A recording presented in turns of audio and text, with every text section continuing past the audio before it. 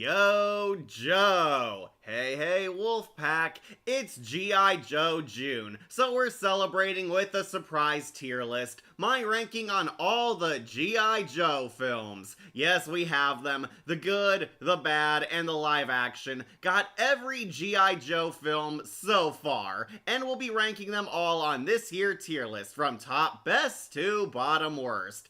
Yes, hello, my name is Catastrophe. I am a huge G.I. Joe fan. Now, I wouldn't say I'm a veteran fan. I did recently get into the saga. I was not around when G.I. Joe was first created, if that's what you're thinking. But I have grown to love this franchise and have seen every one of these movies, so I feel I can give my official opinion on them. I love G.I. Joe. G.I. Joe's an underrated franchise. It is so fun. It is badass, full of so many great characters, and films of varying quality. Some good and some very bad. And I want to talk about them with fans, rank them, give you my thoughts on them, the good, the bad, and the negative. Not sure how many G.I. Joe fans I have in my audience, but I figured this would be something fun to do in the meantime. Now, I have done G.I. Joe videos in the past, however, I'm doing this tier list because I was afraid if I do an actual video on it, nobody would watch. My G.I. Joe videos, while fun, have not done well with audiences, so I wanted to do this to see if, there was any interest there. I may do an official one sometime in the future, but I thought this was definitely a fun project to do now. Making sure everything's working. Okay, yeah, you guys can hear me?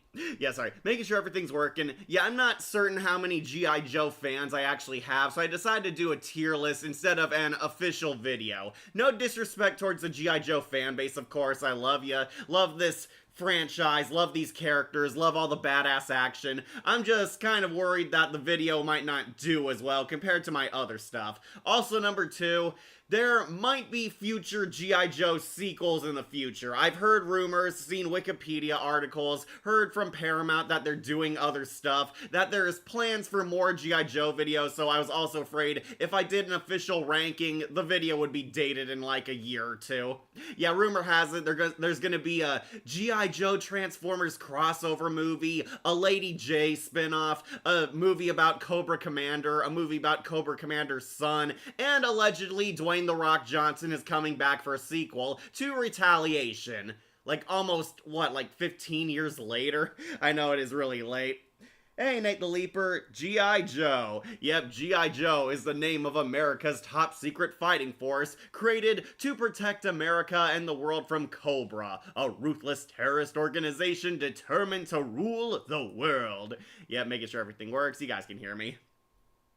I didn't know you liked G.I. Joe. I do, Saga. Hey, Jon Snow, you made it. Don't worry, going over the basics. Love G.I. Joe. It is a very simple franchise to get into. Some complex stories, very complex characters, and a lot of continuity as the franchise would evolve. But overall, I would say it's very basic. It's a good guys versus bad guys type of story. We have gotten morally gray G.I. Joe stories. Some of the movies tried experimenting with that morally grayness, but to varying degrees. And we got them all here. I'll be ranking them on this here tier list, so let me go over the rules if this is your first tier list ever, or if you don't know how these things work.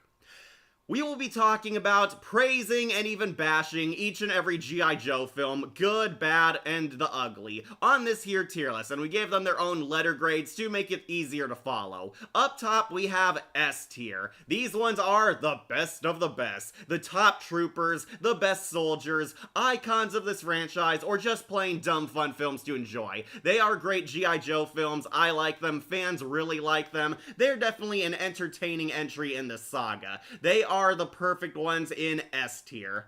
Then underneath that, we have A tier. These ones are good, not perfect. Might have a few criticisms surrounding them, but I would definitely say, yeah, they're an enjoyable movie. A blast to watch, have that dumb fun, kick-ass action. Definitely did a good service to the G.I. Joe saga. I can see a lot of other people maybe loving them more, but I think they're passable. They're definitely golden medal entries in this saga. They are A tier.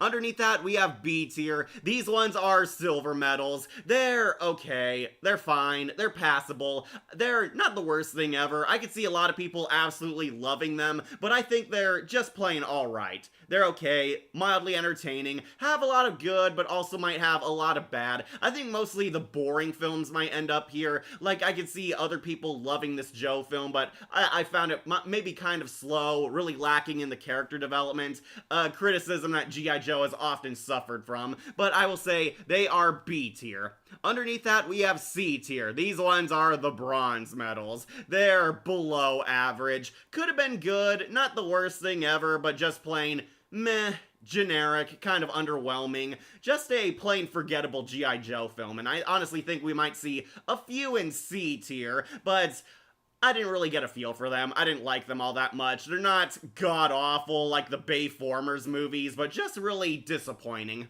Speaking of which, underneath that, we have D tier. These ones are plain bad, the lame ducks, the total disappointments. Had a spark of hope there, could have amounted to something greater, but ultimately ended up just plain bad. It's not a good movie, not worth your time, not worth rewatching, not even worth watching once. They are D for dud.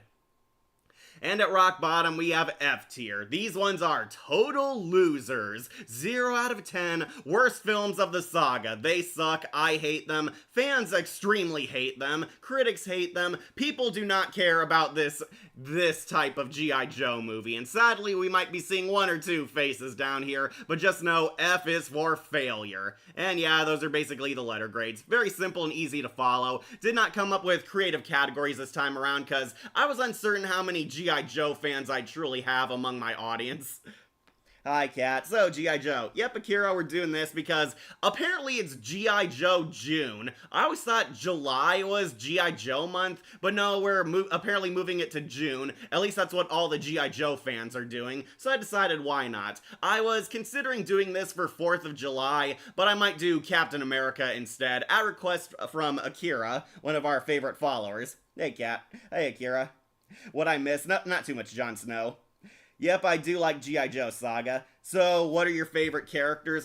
For G.I. Joe? Well, definitely the Baroness. Really love her. Kick-ass femme fatale. Basically Russian Catwoman. But I do love Lady J also. She's my favorite good girl. Lady J, really hot, really kick-ass. Total tomboy. Good representation of our fighting women. And she has those really awesome spear weapons that turn into, like, trick arrows. Though, of course, we also love Snake Eyes and Duke. They are the poster children of this. My favorite villain is easily Cobra Commander. Cobra Commander was my favorite 80s villain, and there was a brief time where CC actually outranked Megatron and Skeletor in my eyes. Yeah, Cobra Commander is pretty much the polar opposite of Megatron. He is a complete dirty coward and a total underhanded snake. He fights completely unfairly, which I think is the perfect representation of America's enemies. Yeah, Cobra Commander is also really cool, really funny depending on which incarnation you're following. Honestly has a lot of threatening moments in the darker G.I. Joe stories. He is a total badass and an iconic classic for Saturday morning cartoon villains. But yeah, those are my favorites. Yeah, of course, I love the Baroness like every G.I. Joe guy does, but I also love Cobra Commander because he's a really cool villain. Favorite Joes, easily Lady J and Snake Eyes. Snake Eyes because he's kind of just Batman as a G.I. Joe, but Lady J because she's actually a pretty likable character. I think the original movie and the sequel to the first live-action films are the only good movies. Really, Saga. Okay, so we do have some animated movies on here. Yes, the 80s movie, but also those CGI ones. A lot of people forgot that there was a time where they tried to make a comeback with G.I. Joe in the 2000s, and they had these 2000s early CGI movies. We have Spy Troops, Valor vs. Venom, and Ninja Battles. Ninja Battles was a DVD that came packed with the Storm Shadow and Snake Eyes dual toy set. I remember playing with this thing. But yeah, it's also on here because it technically does count. Unfortunately, the CGI movies ended up being short-lived, and the show was repurposed into Sigma 6. Yeah, every G.I. Joe fan pretty much cringes upon hearing that name. Sigma 6 was supposed to be an anime G.I. Joe, and it was not good. I'm sorry, it was not good. I defend Renegades more than I do Sigma 6. Hey, Kat. Hey, Akira. Where's the Baroness on your waifu tier list? Ah, didn't you see it, Nate Leaper? Baroness is at number 10. Lady J is also on my second waifu tier list. I did do another one. It's available on Patreon. But yeah, Baroness and Lady J are definitely on there. Yeah, Baroness made it at number 10 on the one on YouTube. She is pretty hot, really kick-ass. Love the sexy glasses she wears and that accent. Sienna Miller is definitely the reason why I own my Rise of Cobra copy. And wait for Lady J versus Jill Valentine in Death Battle. Yeah, that would be pretty awesome. I do think Lady J stands a serious fighting chance. We need a G.I. Joe characters tier list. Need a Lady J tier list. Unfortunately, I do have to make one for a character specifically, Akira. Tragically, G.I. Joe has kind of fallen into obscurity. These films are often attempts to bring it back into the spotlight, but believe it or not, there was a point in time where G.I. Joe was up there next to Transformers, TMNT, and even Power Rangers in terms of popularity. This was a pretty sick franchise, and now it's kind of become an underrated cult classic because of the passage of time. No disrespect to my hardcore Joe fans, but that's the harsh truth. G.I. Joe has kind of faded into obscurity, has had decent attempts at a comeback. I love G.I. Joe Renegades. I will defend that is a good show and one of the last great G.I. Joe stories we've ever had, but we have a lot of movies of varying quality, and there have been different generations who've grown up with G.I. Joe. Of course, the G1 is still a classic, but then we had the 2000s ones with the CGI troops, the live-action movies, and of course, Transformers is trying to make them come back, unfortunately giving us Henry Golding Snake Eyes. We'll cross that bridge when we get there. Yeah, July 4th is going to be a Captain America tier list because it's America's birthday. You're right, Akira. Also, Creepshow now has a new video game. They have a video game? Well, okay. Also, Miraculous Ladybug Season 7 coming in fall 2026. Oh, boy. I did see only the old movies thanks to Nostalgia Critic and Rob the Wonderful Series Cartoon Clip Show. And Big Jack Films review of G.I. Joe Retaliation. I also recommend seeing Filmmaster Adam. He talked about the live-action G.I. Joe films. Hasn't talked about the animated ones, but I do like that he was a fan of The Rise of Cobra, which I found really fun. But again, we'll talk to that when we get there. Toy Story changed G.I. Joe to Combat Carl. Yeah, that's because Hasbro refused to give them the rights. Also, my favorite Joe and Cobra is Roadblock and all the Dreadnoks. I love Zartan's crew. Yeah, the Dreadnoks are pretty fun villains. I'm kind of surprised we haven't seen them more often. Usually it's just Zartan, but he's retconned as a mercenary instead of just a biker who's good at disguising himself. Yeah, thank Renegades for making him cool again. Also, the Amazing Digital Circus is in Fortnite. Like, why? I guess it was that popular. So, what's your favorite vehicle in G.I. Joe? The G.I. Joe vehicles. Oh, I do kind of like the Trouble Bubbles, but those are like more kind of sci-fi Star Wars type of weaponry, rather than the realistic weaponry G.I. Joe usually goes for. And now Rabbids crossover with Miraculous, like those Rabbids never stop crossovers with franchises since Rayman and Mario. Mine are the Tiger Rat / Rattler and the Thunder Machine. Yeah, pretty good choices. I don't really memorize the vehicles. I usually like the characters a bit more because the characters are very fun and engaging. The vehicles are always cool in these G.I. Joe stuff though. But yeah, so basically G.I. Joe, good guys versus bad guys, are American troops. G.I. Joe is supposed to be kind of more of a spy agency. They are military, but they're not like on the front lines of war often. Usually G.I. Joe is supposed to be incognito. They're a secret organization. They are disguised as our regular veterans, fighting the good fight, and it turns out they're just the elite American troopers. But G.I. Joe, organization who fights for the US, protecting freedom and democracy from terrorists, namely Cobra. Cobra are the bad guys, the snake-themed organization who want to rule the world, and we get colorful characters on both sides, very interesting names in this franchise, some big, some that some people might not have heard of or have, again, faded into obscurity. Like, tell me that some people know who Lowlight and Breaker are in this day and age. But everybody remembers Cobra Commander and the Baroness, of course, because Baroness was the hot chick. She's the femme fatale. Cobra Commander is the main villain, and he's the cool guy, the Darth Vader-looking general. Really scary, depending on what rider. Sometimes he's funny. They are basically the two icons of Cobra. Again, we also have Destro and Storm Shadow, who are cool, but not as mainstream. For G.I. Joe, we have usually Duke and Snake Eyes and Scarlet, who are the faces of the heroes. to varying degrees. We've had good interpretations and bad, but basically, U.S. agency versus underground super terrorists. Those are the conflicts, and always G.I. Joe fights to save the day no matter how hard the battle gets. They are an inspiration and a representation of how great our fighting men and women truly are out there risking their lives to protect us every day. Yeah, I really love this franchise. It is dumb fun. But now we'll talk about their movies because G.I. Joe did have a decent number of movies, honestly. Years ago, Snake. Nate the Leaper, I do. Like G.I. Joe's only crossover with Smite MOBA games as skins. Maybe I'll watch the OG show if I get the chance. If you're new here, there are G.I. Joe episodes free on YouTube. The 80s show, A Real American Hero, Sigma 6, and G.I. Joe Renegades, and even the first movie, they are all free on YouTube, available on the G.I. Joe official YouTube channel. That's how I've been watching the show again lately. That's how I got a few episodes for my top 6 Renegades episodes. Yeah, I actually subscribe to them because I love G.I. Joe Renegades the most. Don't worry, I have grown to love the 80s show too. It is a classic legend, but just to tell you, it is free on YouTube. The only things not on YouTube are the Paramount movies, so most of the live action stuff is gone by. Oh, Resolute is also on the G.I. Joe channel. It is free on YouTube. Highly recommend this movie, but we'll be ranking it soon. I never got into G.I. Joe until I saw the post-credits scene from Rise of the Beast. Yeah, that movie's on here too. Alright, see the Snake comments in the chat? I do. They mention the secret organization in Transformers. Also, I never found the Baroness that hot or attractive. Well, you might like Scarlet or Lady Joe or even Jinx. Jinx is also very pretty. Though personally, Lady J's my hero crush. I like her more than Scarlet, but Scarlet is also understandably the sexy one for the Joes. Yeah, Baroness is pretty hot. She's basically Catwoman with glasses.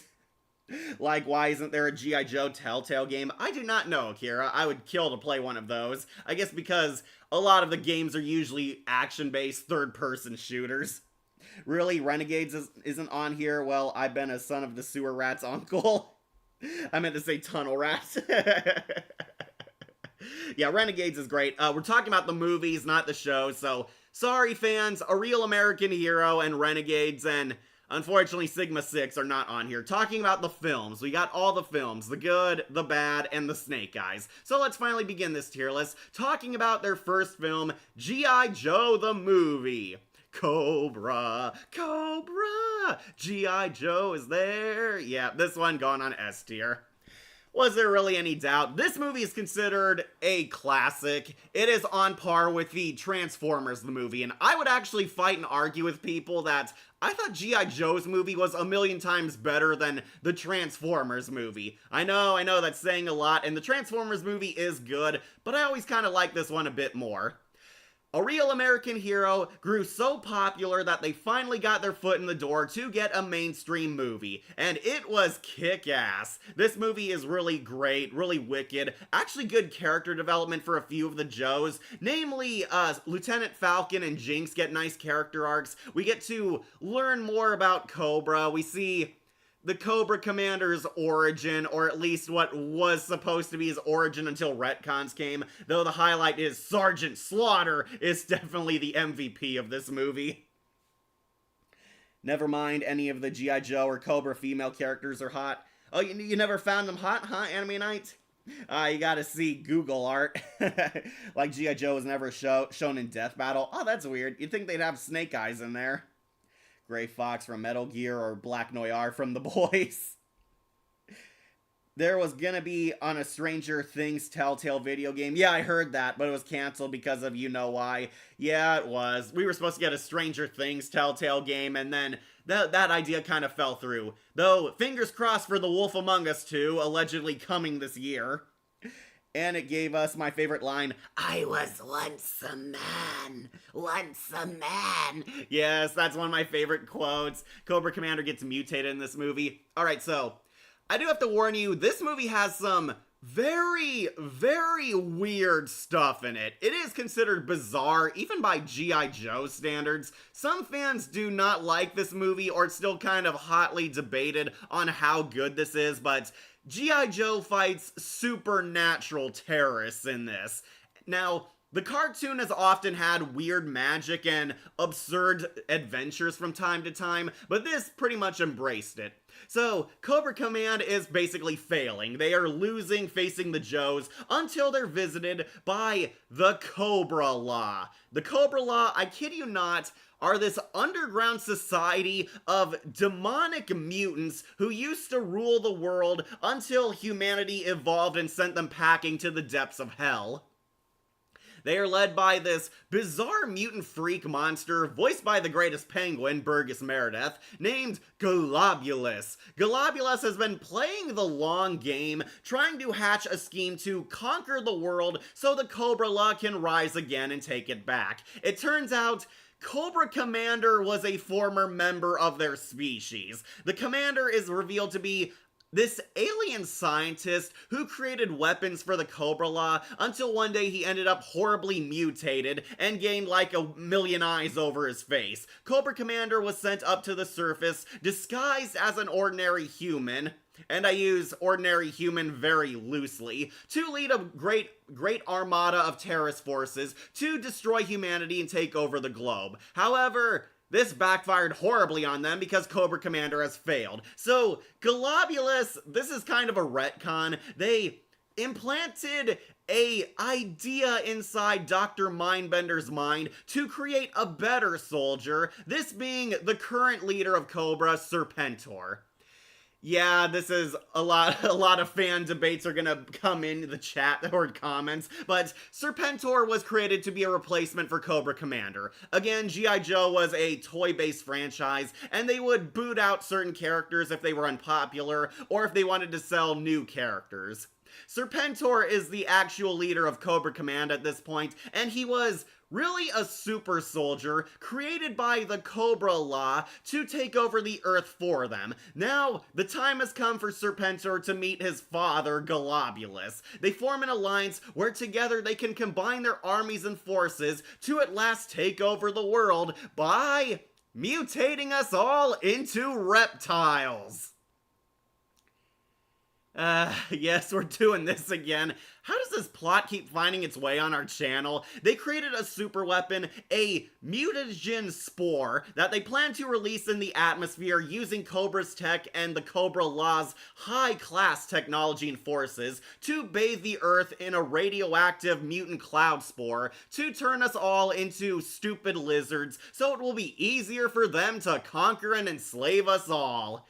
Yeah, this is pretty insane, even by a G.I. Joe story. A lot of fans are kind of divided on this, especially the hardcore ones, if this was a suitable plot for a G.I. Joe movie. I've grown to really like it, and yeah, the Cobra Law are weird, but you can't deny the animation is really kick-ass. The Cobra Law have like a lot of hellspawn type of demons, gross insects, mutant creatures, a lot of bug-themed weaponry, and of course expendable Power Ranger minions that G.I. Joe can slaughter without issue. Basically, G.I. Joe made the Snake Thundercats, yes. Yeah, basically. So, yeah, a lot of 80s shows were embracing kind of sword and sorcery, supernatural type of stuff. He-Man and Thundercats and Transformers even were embracing the weird sci-fi angle of their cartoon shows. G.I. Joe was well liked because it was mostly grounded in reality. I would argue G.I. Joe was more fitting of kind of a Star Wars type of feel. Basically, evil empire, these super high-tech bases, technology and laser type of warfare. But yeah, this time they're fighting like strange underground mutant monsters. It is pretty bizarre.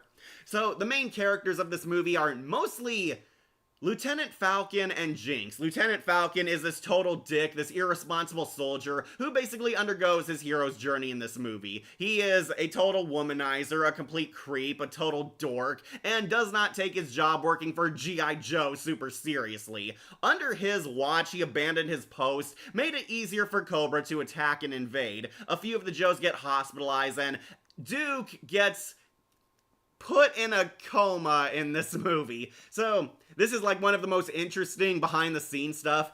There were supposed to be a lot of character deaths in this movie, and the staff got cold feet and walked it back due to reception for Transformers the movie. Transformers the movie infamously killed off Optimus Prime, killed off Starscream, and killed off a lot of the characters kids really loved, grew up with, and didn't want to die. And a lot of angry parents sent hate letters and death threats towards the studio. People were pissed based on what the movie did to the Autobots and even the Decepticons. Basically, G.I. Joe is going to kill off a lot of characters to replace them with new toy characters to sell. Then they found out a lot of people really like these characters, so they retconned a lot of the deaths that were supposed to happen. Only one I know is Rise of Cobra. It's a good movie, Bodhi. Isn't it a really great movie? I saw the animated movie from Nostalgia Critics video. Yeah, that's how a lot of people discovered the first movie. Shuko Akun is an American film television with stage actress as Jinx. Oh, cool. Yeah, Jinx is in this. She's really hot. She's this cool ninja warrior. Jinx only knows how to fight flawlessly when she's blindfolded. Jinx is a cute, clumsy girl. She has bad luck, screws up a lot, then kind of comes around where she uses her own advantages against the enemy. The Cobra Law are really weird antagonists. Kind of fun. Burgess Meredith is definitely having a blast. This was because they had Orson Welles guest star as Unicron, so G.I. Joe the movie also wanted a guest star. They have Sergeant Slaughter, who's an ultra badass, but they also wanted a bigger name with star power. They got the Penguin, Burgess Meredith. He plays Galobulus. We also get the introduction to the Nemesis Enforcer and Pythona. Unfortunately, Serpentor has always been one of my least favorite villains, and he is kind of the arch nemesis for Duke and Lieutenant Falcon in this. And it was the debut of many characters, including no, this was not Sergeant Slaughter's first appearance. He was in the show first. Sergeant Slaughter is introduced in the same story arc as Serpentor is. Yeah, if you don't know, Sergeant Slaughter is a famous wrestler. He was in the WWF, now WWE. He was pretty much a badass military-themed wrestler, and they made it canon that, oh, Sergeant Slaughter's so badass that he's literally a member of G.I. Joe, which is so fun. But this was the introduction to Tunnel Rat, Lieutenant Falcon, Jinx. There was Law and Order. He's also there. Chuckles is also there. I did not get what people saw in Chuckles. He doesn't even talk in this movie. And the weird NBA basketball player guy. A lot of new characters are introduced to be Lieutenant Falcon's team, like Rodimus Prime's team. She played Martiza Agaya in Trapped, John M.D., and Maya in The Wizard. Oh, the video game movie.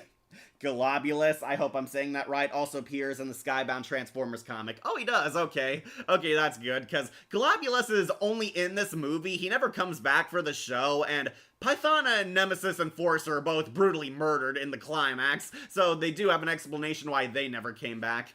Yeah, basically, they want to mutate us all into reptiles, and Cobra Command and the Cobra Law are working together to get the necessary items to perfect their doomsday machine. Meanwhile, G.I. Joe is putting up the greatest struggle of their lives, trying to defeat the Cobra Law, who are an overwhelming force they never fought before, but also trying to get their own soldiers into high gear. Lieutenant Falcon, he screws up, he gets court-martialed, but Duke reveals that Lieutenant Falcon is my brother. My half-brother. No. Yeah, Lieutenant Falcon and Duke are actually related, something that would be carried over in a ton of other G.I. Joe stuff. We do see they're still related in Renegade, so I did find that interesting. But Falcon is dumped into the slaughterhouse to be beaten into shape by Sergeant Slaughter. This is like the place where all the bad and renegade soldiers go to become a better soldier at the hands of Sergeant Slaughter, the toughest, nastiest drill sergeant to ever protect our country. There's only two ways you leave the slaughterhouse, either on your feet like a man or in a body bag. An itty bitty body bag. Love this guy. Sergeant Slaughter was having the time of his life. He used to be the face of this franchise for the longest time, and it is not hard to see why. He is so fun, very boisterous, and a total badass. Sergeant Slaughter was a generation's Chuck Norris. Jack Angel was Wetsuit. Yeah, a lot of good voice actors in this. He's also Astro Train in Transformers, and the Sailor in The Little Mermaid. And the Toon Shoes and Who Framed Roger Rabbit. Well, he's one of them. I know Nancy Cartwright was a shoe that died. And Mr. Shark in Toy Story. I'm Sheriff Woody. Howdy, howdy, howdy. Ha ha ha ha ha. Give me that. Oh, he was also in Spirited Away. I did not know that. Yeah, G.I. Joe made the Snake Thundercats. So, unfortunately, the one thing I didn't like in this movie is when Cobra Commander really suffers. Like, if you've been waiting to see Cobra Commander get his comeuppance, this movie definitely delivers and then some. Cobra Commander is basically called out for being an incompetent dumbass, put on the hearing by the Cobra Command Council, then Cobra Law completely betrays him, denounces him as a total failure, and punishes him by turning him into a test subject, showing the effects of what their spore mutagen can actually do. And yeah, Cobra Commander honestly is so pathetic that you actually start feeling bad for him. He's like beaten, bitch slapped by everyone, then ultimately painfully mutated into a hideous, disgusting snake man. Which gives us my favorite quote, "I was once a man. Once a man, I walked, but now I slither like a snake." Yeah, Cobra Commander turns into like this really gross and morbid looking snake man. He's like half human, half cobra, has all his a million eyes over his face. It is really nasty. It really spooked me the first time we finally saw him unmasked, and by this point he's not even a human anymore. Yeah, Cobra Commander gets turned into a mutant. The G.I. Joes actually start losing. Half their forces get captured. And if Shopping you for don't your know, next some car? of them were supposed to What die. about third row I've been seats? really upset to see Snake Eyes, Shipwreck, and Lady J die. Especially because Flint lives. They say we're out of sync, say we're out of sync, but we're cooler than you think. The obvious one, but Still chasing our dreams.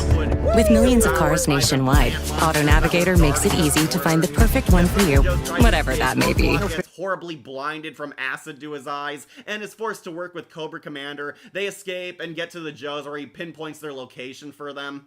Lieutenant Falcon starts becoming a better soldier. It isn't until Duke is killed, and I think Duke's Shopping for your next scene car? was done a lot better than Optimus What about a Prime. sunroof? Because, well, one, Optimus Prime got killed because Rodimus was stupid.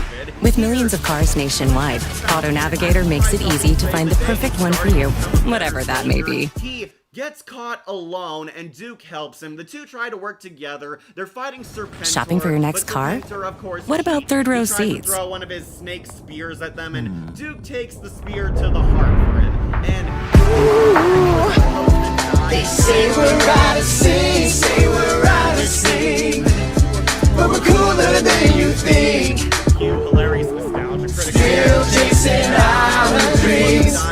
With millions of cars nationwide, Auto Navigator makes it easy to find the perfect one for you, whatever that may be. A better service than Optimus Prime. With Optimus, it felt like they were getting rid of him. With Shopping Duke, for your they next actually kinda car? give him a heroic What about send-off third row here, and seats? All the Joes are completely heartbroken, crying over it. We see General Hawk for the first time. They say we're out of sync, say we're out of sync, but we're cooler than you think. Still chasing our dreams. With millions of cars nationwide, Auto Navigator makes it easy to find the perfect one for you, whatever that may be. Johannes from Finding Nemo and Chuck Armstrong in Cars. Still naming roles, okay. My favorite line from the movie is Cobra la la la la la la la la. Yeah, they just turned into like a full terrorist cry by that point, and Serpentor's like says it twice. Cobra la la la la la la la la la la.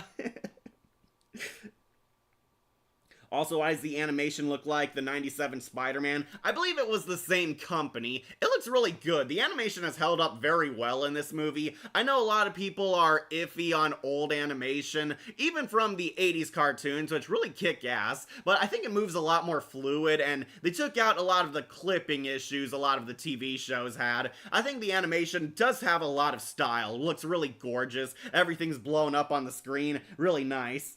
Yeah, Charlie Adler was in this. He's Lowlight for like 2 lines. Yeah, he's been in a lot of stuff, including Starscream and Transformers, and Spike in the old MLP movie. Globulus in the comic, he tortured and blinded Megatron to experiment on him. Oh, that does sound pretty awesome. Charlie Adler's also Snively from Sonic the Hedgehog. And Cobra Commander, morons! I have a ship with morons! This is what the Haunting Hour Spore should have been. Exactly, Akira, exactly. Who is Cobra Commander and why did he sound like Skeletor? Chris Latta plays Cobra Commander. He's actually the same voice behind Starscream, and you can really tell because Cobra Commander sounds like Starscream a lot. Yeah, he has that like really whiny, high-pitched, shrill voice. It's pretty much the exact same voice, but Cobra Commander has a lot more menace than Starscream does. Hey, James, the commercial is on. I can't hear you. Ah, dang. An ad? Alright. Same like...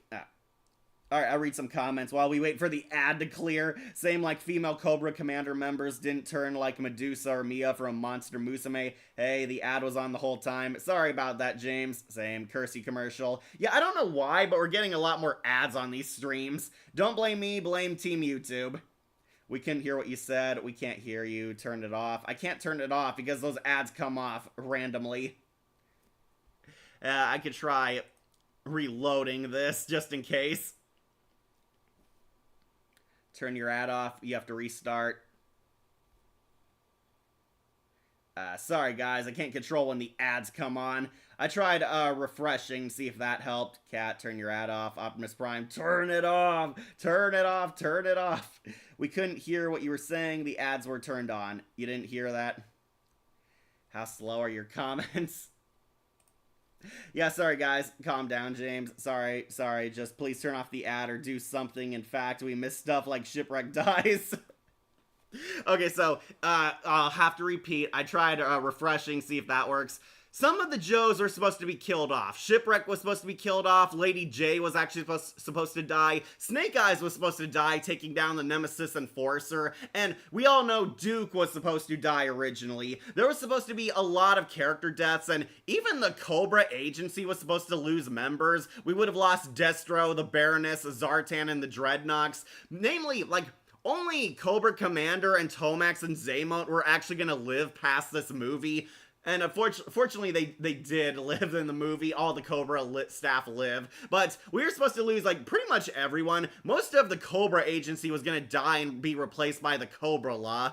Except for Cobra Commander and Tomax and Xamot, they were gonna be the only villains who survived. And...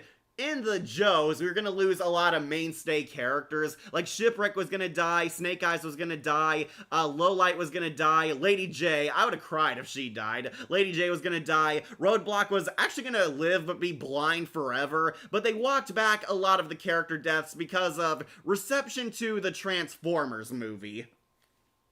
I kind of like Shipwreck. In fact, the episode with the Mutant Mermaid is my fave. Yeah, Shipwreck's pretty funny. Reading some more roles, huh? Jennifer Darling as Pythona. Yeah, she was a cool kick-ass femme fatale character. I remember that Nostalgia Critic said that he missed the Cobra people in the movie. Yeah, basically, the Cobra people kind of take over this movie. It is Golobulus and Serpentor as the main villains in this, and Burgess Meredith is definitely a fun, over-the-top, hammy, Emperor Palpatine-style villain. For the longest time, Golobulus is like flying around in this insect body. Then he hatches, revealing that he's a giant snake man, has like that really gross bug eye on the side of his face. Globulus fights them. Basically, the Joes are trying to find where the Cobra Law are. The Cobra Law are deep underground. They fight Cobra, they fight the Joes, Lieutenant Falcon undergoes his hero's journey, all the newbie cadets start getting in better shape, Jinx becomes a lot more confident in her abilities, Lieutenant Falcon starts taking things more seriously, Sergeant Slaughter is here taking charge, kicking ass, they foil an escape attempt, Serpentor is captured halfway in the movie, only to be busted out by the Cobra Law and Cobra working together. They plant their spores everywhere. Cobra Commander is turned into a mutant monster. He sort of turns good, but I wouldn't say he's like full-blown hero. He just turns against Serpentor and the Cobra Law, revealing that he sells them out, gives them the location of where they're hiding, helps Roadblock escape, and Cobra Commander is there with the Joes when they march the attack, spearheaded against the Cobra Law. General Hawk and his forces almost die. Again, we were supposed to get more character deaths here, but I'm very happy they walked back a few of these. Yeah, we get to see Flint and Lady J having their heartwarming moment reuniting. I would have cried if Lady J died because she was like the best female hero of the show. I know Transformers made a collaboration with G.I. Joe with Soundwave figure turning into the Thunder Machine. Yeah, they made a lot of Transformers G.I. Joe crossovers. I just realized that the Transformers one on your list is gone when you reset. Oh, it was. Freaking crap. Now I gotta reset a few of these films. But yeah, the movie is actually very good. I do like it. It is really kick-ass. It is very entertaining, has really good animation, and has a lot of fun with the characters. This is like the first G.I. Joe film I've seen that actually has some character development that's really good. Okay, we do have Resolute. Ninja Bows, there we go. Alright, I got my 3 back.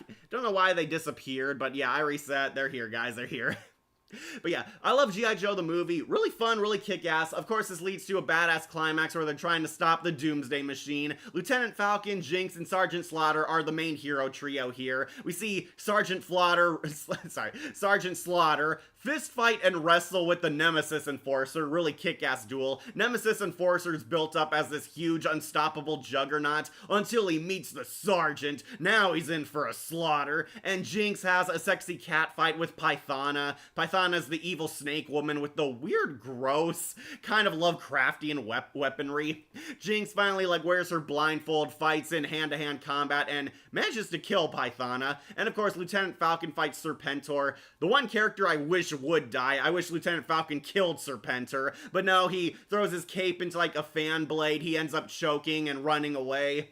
Gets launched out of the atmosphere like Team Rocket. Serpentor is gone. Galopulus has a final boss fight with Lieutenant Falcon, and it is pretty hardcore stuff. We see him finally hatch out of his egg, fist fight with the lieutenant, and Falcon actually stabs him in the eye with his creepy sword blade. Really grotesque stuff. But of course, he saves the day. Weirdly, Galopulus gets away. I suspect he was going to show up in a sequel. Unfortunately, it never happened. Unless you read the tie-in comics like Anime Night said. Sorry I'm late, just helping my grandmother with the wood, and I haven't watched the G.I. Joe movies, but I have watched Rise of Cobra with my father. It's a really good movie. Yeah, that one actually is kind of divided among fans. Hardcore fans will say the Rise of Cobra sucks, but some will defend it is a dumb, fun movie. But G.I. Joe, the movie, this one's definitely good. They defeat the Cobra Law, destroy their forces, kill all those evil, nasty insects, and avenge Duke, who finally awakens from his coma. Depending on which cut of this movie you actually own. But yeah, Lieutenant Falcon finally proves he's a good soldier. The Cobra Law are defeated. Cobra Command is now weaker than before and sent packing. Cobra Commander and Serpentor are pretty much defanged as villains by this point. And Lieutenant Falcon and Jinx finally hook up.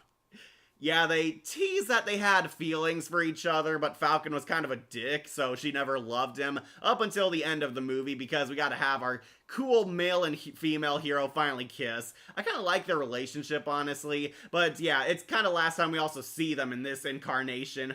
But that's G.I. Joe the movie, and yeah, it is S tier. This movie is magnificent, it is fun, it is kick-ass, it is really dark and gritty even when it walked back the character deaths. I can see why fans still love this one and consider it the peak G.I. Joe movie. Yeah, even with all the weirdness and absurdity, it is definitely a good Joe special. It is going high on S tier. Catch up on your comments. Talking about roles still. Yeah, Rob Paulson is Snow Job, and one of his first acting roles, mind you. It takes so much actors, so if we didn't have G.I. Joe character tier list and I talked about the actor roles easier since it's too long. Let's hope you get into that awful Rise of Cobra and Retaliation. Yeah, see, James doesn't like it. And Snake Eyes.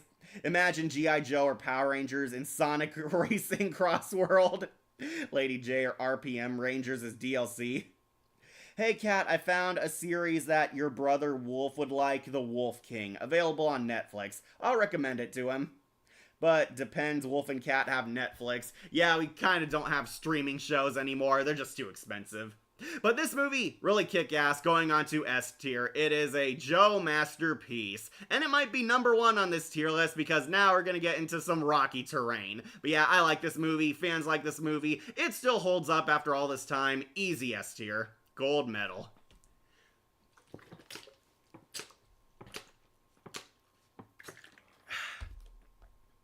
My bad. It's okay, Monica. Alright, since people want to talk about the live action movies, like, don't get me wrong, guys, I like the animated movies, but the live action ones have a lot more mainstream and public appeal. So let's start with the live action G.I. Joe era with The Rise of Cobra. Now, believe it or not, I actually like this movie. I am putting it onto S tier.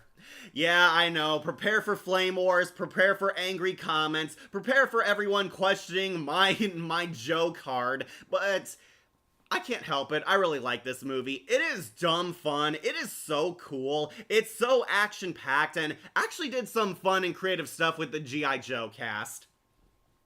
This is the live-action G.I. Joe movie, and a sort of intro to the universe of G.I. Joe. It is the beginning of the Cobra Agency. It's happening during the sidelines of the movie, but we see what G.I. Joe is, what it's all about, and some fun and nifty character arcs of a few Joes developing into the icons we know and love. Now, the main character is Channing Tatum as Duke, and yeah, I agree, he was very miscast as Duke. Duke is supposed to be the manly, action-packed leader. He's supposed to be the all-American face, and Channing Tatum doesn't do a bad job, but I do not see Duke as him. But we also have Marlon Wayans as Ripcord.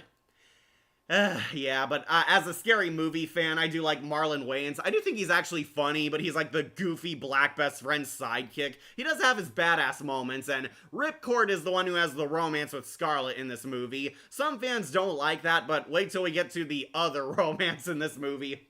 I will defend Ray Park as Snake Eyes. Perfect casting, perfect action. He was totally awesome. Yeah, Snake Eyes is definitely the highlight for the Joe team. He's the one character that even people who hate the movie love Ray Park's Snake Eyes. Snake Eyes never talks, always wears his mask, and is always a cool badass ninja. Ray Park, if you don't know, plays Darth Maul and Toad from the X-Men. He is really kick-ass, got into crazy good shape to pull off the moves in this movie, does all his own stunts, and has the coolest battle in the climax against Storm Shadow. We also have Heavy Duty, played by the evil thug from The Mummy Returns. He was actually pretty cool in this. We have Breaker, who's alright. Rachel Nichols is Scarlett. They definitely got one thing right. Scarlett is pretty hot, though they kind of make her the defrosting ice queen of the G.I. Joe team. What Cobra Commander's like in this movie? Yeah, he technically is in this movie. I'll get to the Cobra Forces after. I liked Rachel Nichols, though, honestly. She was hot, she was pretty cool, really kick-ass. She did use Scarlett's crossbow. She's the attractive redhead science trooper character. Had a lot of highlights in this. I know some people don't like her romance with Ripcord, but I thought it was definitely interesting. Helped humanize Scarlett a bit more. Scarlett is kind of slowly melting her hardened heart and showing that she is a nice, caring, good girl, like she is in every other Joe story. We also see Ethan Hawke as, ironically, General Hawk. General Hawk's the cool chief character. The one character I think was wasted is CoverGirl, who is practically an in-name only character. CoverGirl is basically Lieutenant Hawk's sexy secretary, and she gets punk killed with zero fanfare. Yeah, they really should have retconned that. She was just a nobody in the Joes. Though I do love the casting for the Cobra agents. We have Christopher Eccleston, Doctor Who, plays Destro. I thought he was really great in this movie. He's really fun, over-the-top, mustache-twirling supervillain. Love Sienna Miller's Baroness. She looked like the character, had a lot of suave and coolness to her, always dressed in her sexy black outfits. We do see the Baroness with her high-tech computer glasses in this movie for the first time. Yeah, she really looked like the character. I know some people are pissed she doesn't have the accent, but I did kind of get over that. But some people were more pissed off about the direction they take with her character. I did grow to like this version of the Baroness, and you can't deny she's the most accurate we've gotten so far in terms of physical design. Storm Shadow's also in this. He's a sexy ninja warrior for the girls in the audience. Yeah, Bung Hun Lee is actually pretty cool, really badass and threatening. Wish we got a little bit more from him, but he's basically the anti-Snake Eyes. Also, Imhotep the Mummy plays Zartan.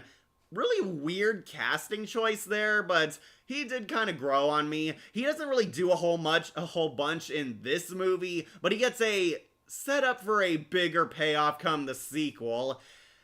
We'll get to that. But yeah, he was honestly fine as Zartan. I wish he just looked like the character. And of course, we have the one character everybody knows and either loves or really hates, Cobra Commander, played by Joseph Gordon-Levitt. Yeah, Joseph Gordon-Levitt plays the Cobra Commander, and honestly, I think he's fine. The worst part is his Commander outfit. It was a terrible costume design. Yeah, I know, I hate it. We all hate it. It was bad back then, and it's still bad now, but he basically progresses into the villain we are all familiar with, and they really should have given him a better outfit, but no, they give him a quote-unquote prototype Cobra Commander uniform, and it is one of the worst costume designs of all time. Boo, James, you don't like it? My bad. What? And tomorrow is Sentry's preview of Death Battle. Oh, cool. Good thing I never watched this movie, and it is funny. What's the Cobra Commander like in this movie? Okay, so Joseph Gordon-Levitt plays the Cobra Commander, and I do like how he plays it very mysteriously. They give him kind of this weird Darth Vader voice. The troopers are ready, Mr. McCullen. I have prepared the BioViper troopers for their ultimate battle. They feel no pain, they feel no regret, and they always obey. They're full of self-healing, so not even ordinary weapons can kill them. The nanotechnology is prepared for launch. They give him kind of like this Power Ranger villain voice, honestly. Cobra Commander is actually a character in disguise among the Cobra team. So, Cobra Commander is not the leader of the villain faction. He's actually the right-hand man to the true leader, Destro. Destro is the face of the villain team. Destro is actually a rich guy named McCullen. I try to remember his first name. Yeah, his name is McCullen of Mars Industries. They're a weapons manufacturing company, and McCullen has decided to use his great assets and his influence over the world to take it over. He's creating this perfect high-tech nanotechnology that can devour metal, and he wants to turn these nanobites into missiles to launch across all the world's capitals. The nanotechnology, if you saw the trailer, it can destroy metal. It takes down the Eiffel Tower during a terrorist attack at one point. It is powerful stuff, and it can only stop at his command. The world is freaking out, and of course, G.I. Joe's here to save the day. Duke and Ripcord basically undergo their G.I. Joe recruitment. They prevent the nanotechnology from getting abducted by his agents. We see the Baroness and Storm Shadow are his top lieutenants. They're trying to steal the nanotechnology for half the movie until they get it during the invasion of the Pit base. And yeah, it's pretty fun. It's a very simple story. This was made by the guy who made the Brendan Fraser Mummy movies, so it has that type of flair to it, which is why I kind of find it fun.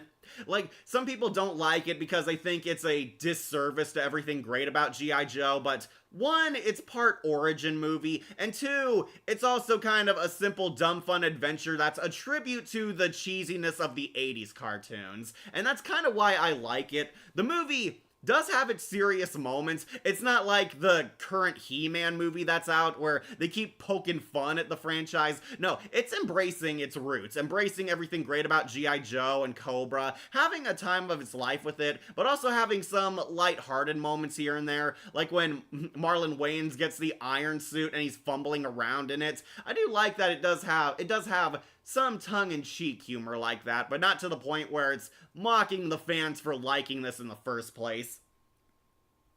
Yeah, Cobra Commander is actually kind of disguised. You're tricked into believing there's this character called the Doctor. He has this creepy mask, this weird Power Ranger voice. He wears like a cybernetic eye. He's doing all the tests on Mr. McCullen's technology, creating nanotech that can implant brainwashing inside troops. The troops are actually the Iron Grenadiers, or sorry, trying to pronounce that name. They're basically Destro's men. They wear like masks like Destro. They're kind of his foot soldiers. Cobra Commander is secretly hijacking Destro's organization for himself, which I found really interesting.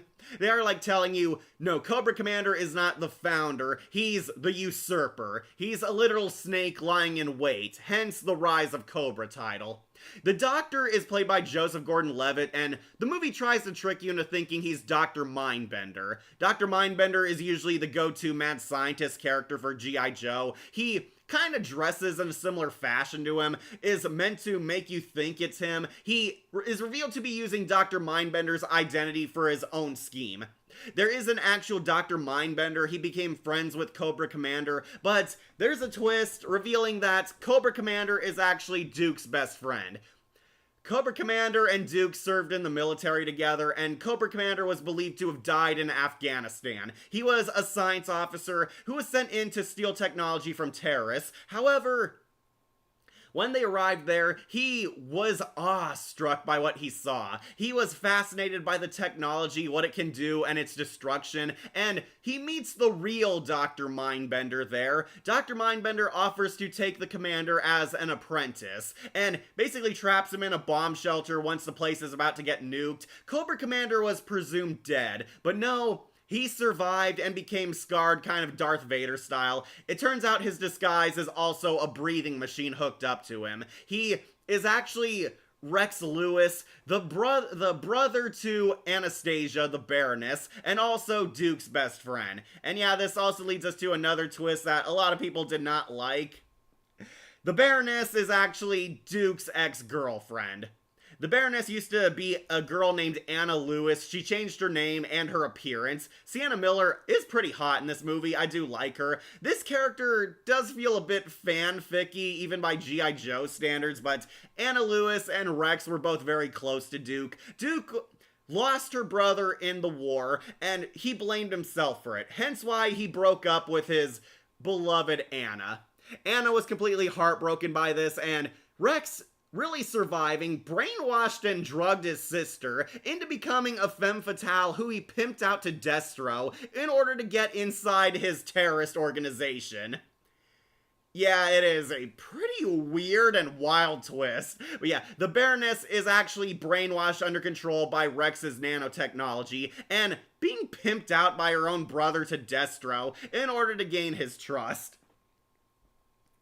I understand most people don't like Rise of Cobra. There are some parts I like, such as G.I. Joe First Existed, the battle in France, yeah, that was awesome, Snake Eyes' backstory, and I like Snake, who doesn't talk because actions speak louder than words. That should be Snake Eyes' go-to persona.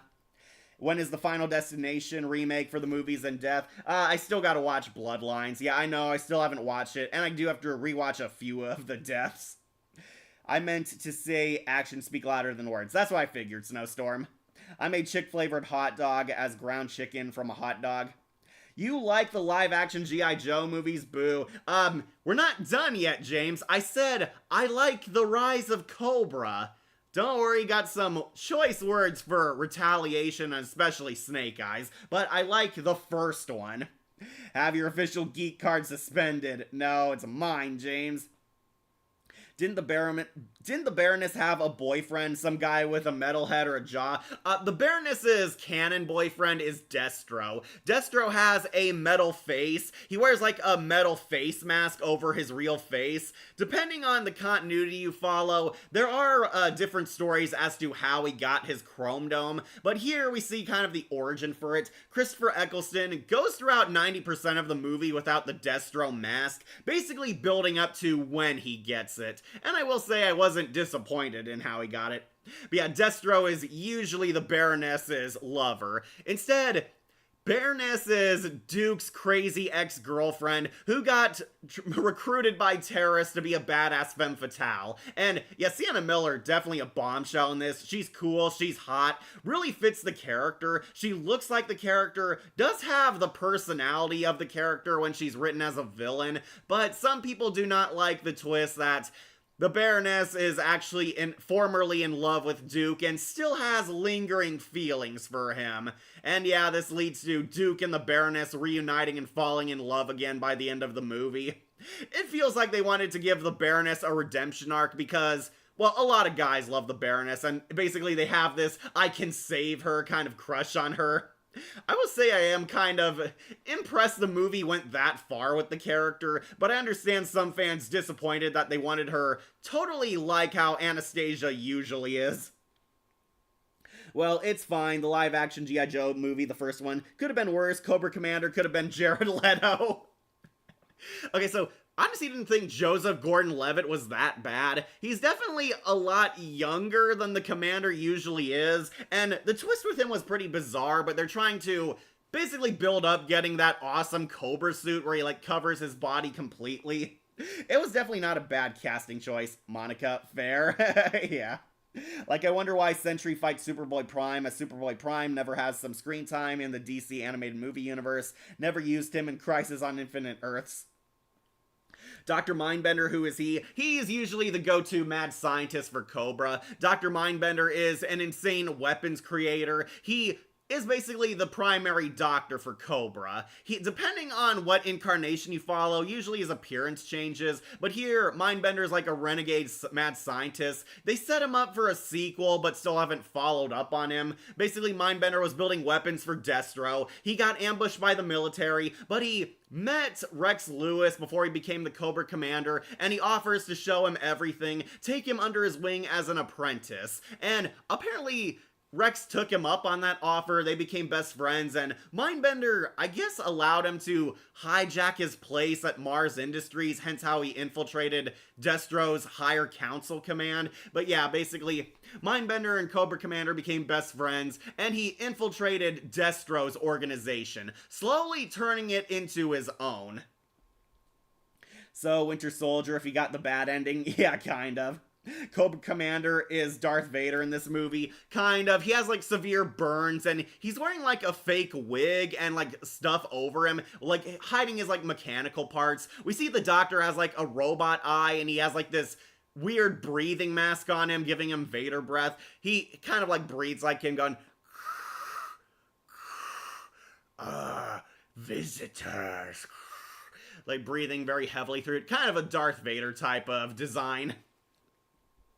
I'm still mixed on his design because a part of me wants to like it, but it feels just so out of place for Cobra Commander. Well, his final suit at the end of the movie is easily god-awful. I didn't think he was that bad in his first design. It was definitely interesting. I felt like his fake Mindbender disguise looked more like a better prototype Cobra Commander suit than the one he ended up with.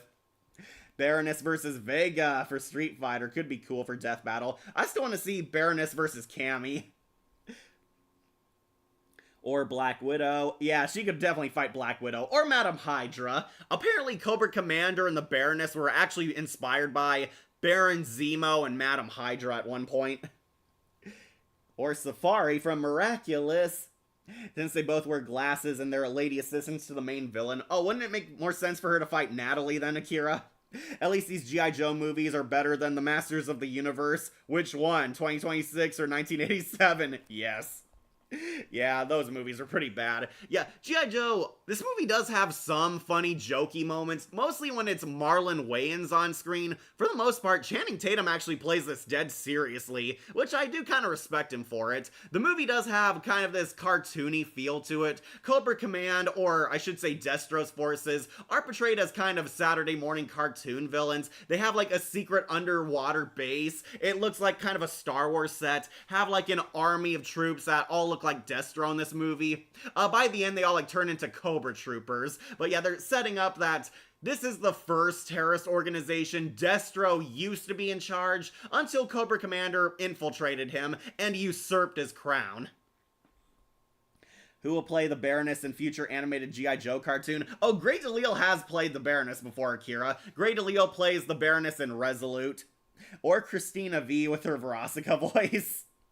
By the way, Kat, I watched Dragon Striker on the Disney Channel. Is it cool like the main protagonist Kelly's like a Disney version of Natsu? Do you have the G.I. Joe animated series? Cobra Commander was actually cool. Yeah, he was. I have one of the box sets of the Real American Hero series. I do not have every episode. I basically have a season. I got it because it has one of my favorite episodes, The Game Master.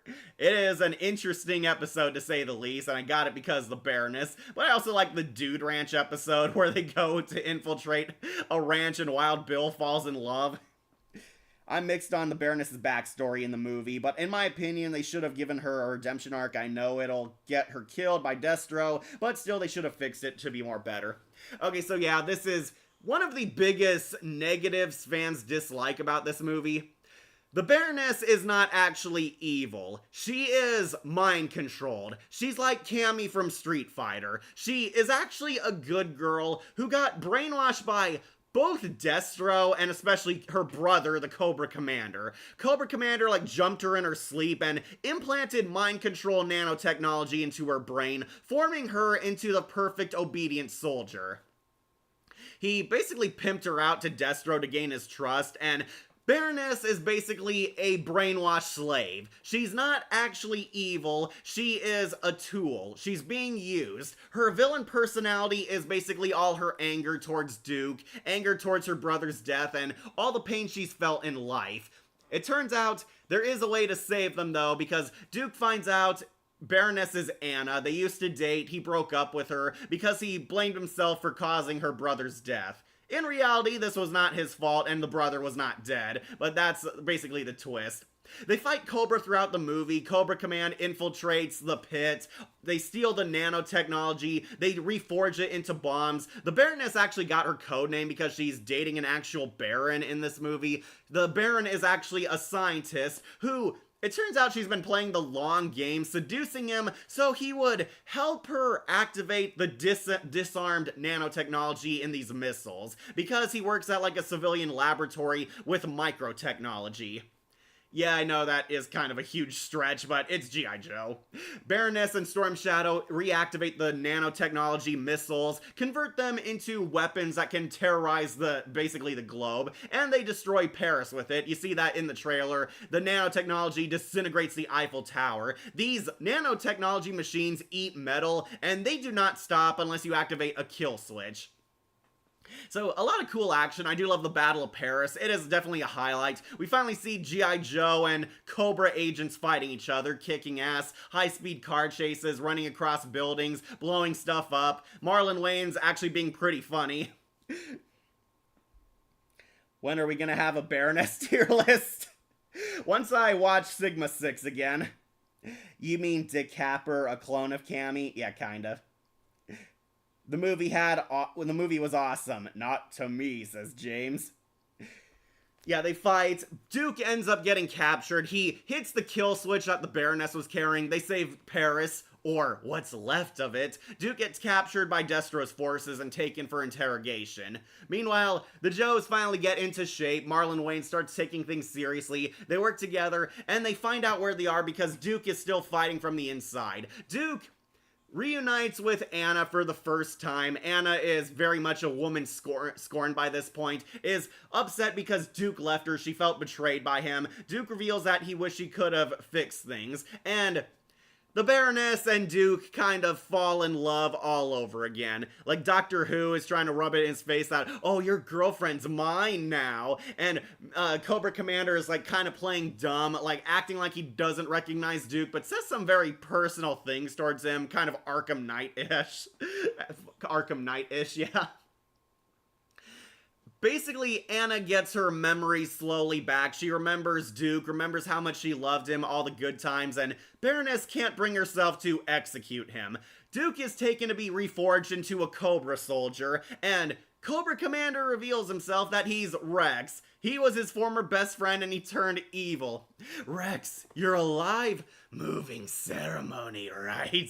Yeah, he reveals that he's Joseph Gordon-Levitt with heavy makeup on him. It turns out he survived and he blames Duke for causing everything bad that happened to his sister and rather creepily and insanely justifies what he did to her, saying, I love my sister, Duke, but you abandoned her. You left her crying and grieving, so now I'm getting my revenge on you, getting revenge on America. Now you'll soon know what it feels like to be a monster.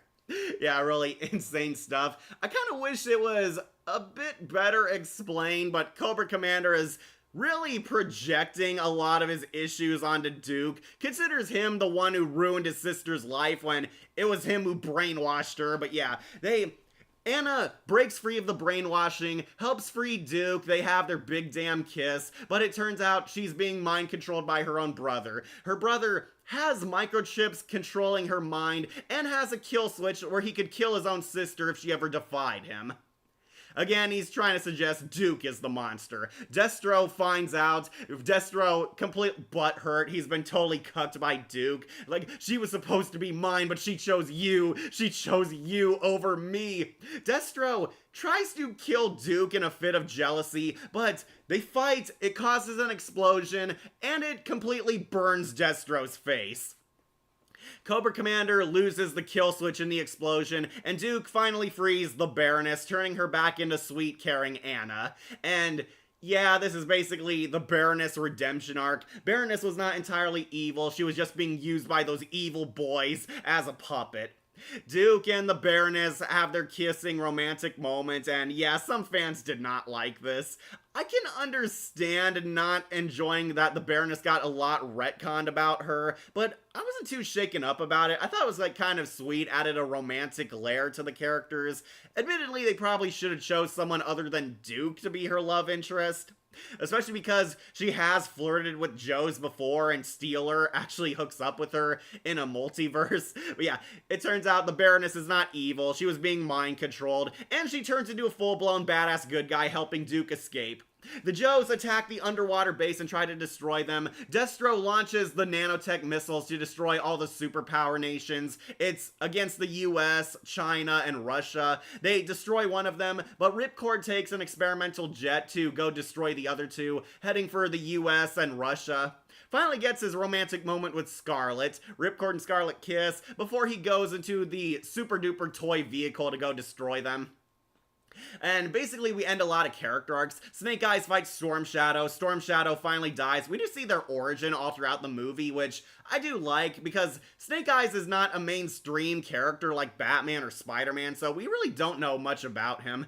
We get to see what Snake Eyes was like when he was in Japan. He and Storm Shadow became bitter enemies. He ends up defeating him.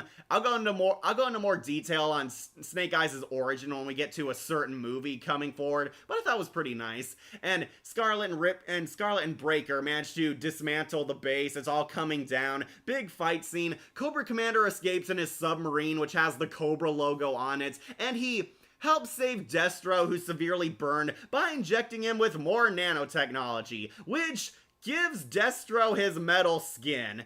Yeah, this is how he gets the Chrome Dome. We see Destro get his bald metal head and metal skin. He's become a mutant freak thanks to the Cobra Commander. And these nanites also help enslave him to the Cobra Commander. And honestly, Christopher Eccleston's makeup looks really good here. I love how Destro looks in the mutation form. It's definitely a sight to behold. Unfortunately, it's followed up by the infamous design where we finally see him put on his commander uniform and it looks bad.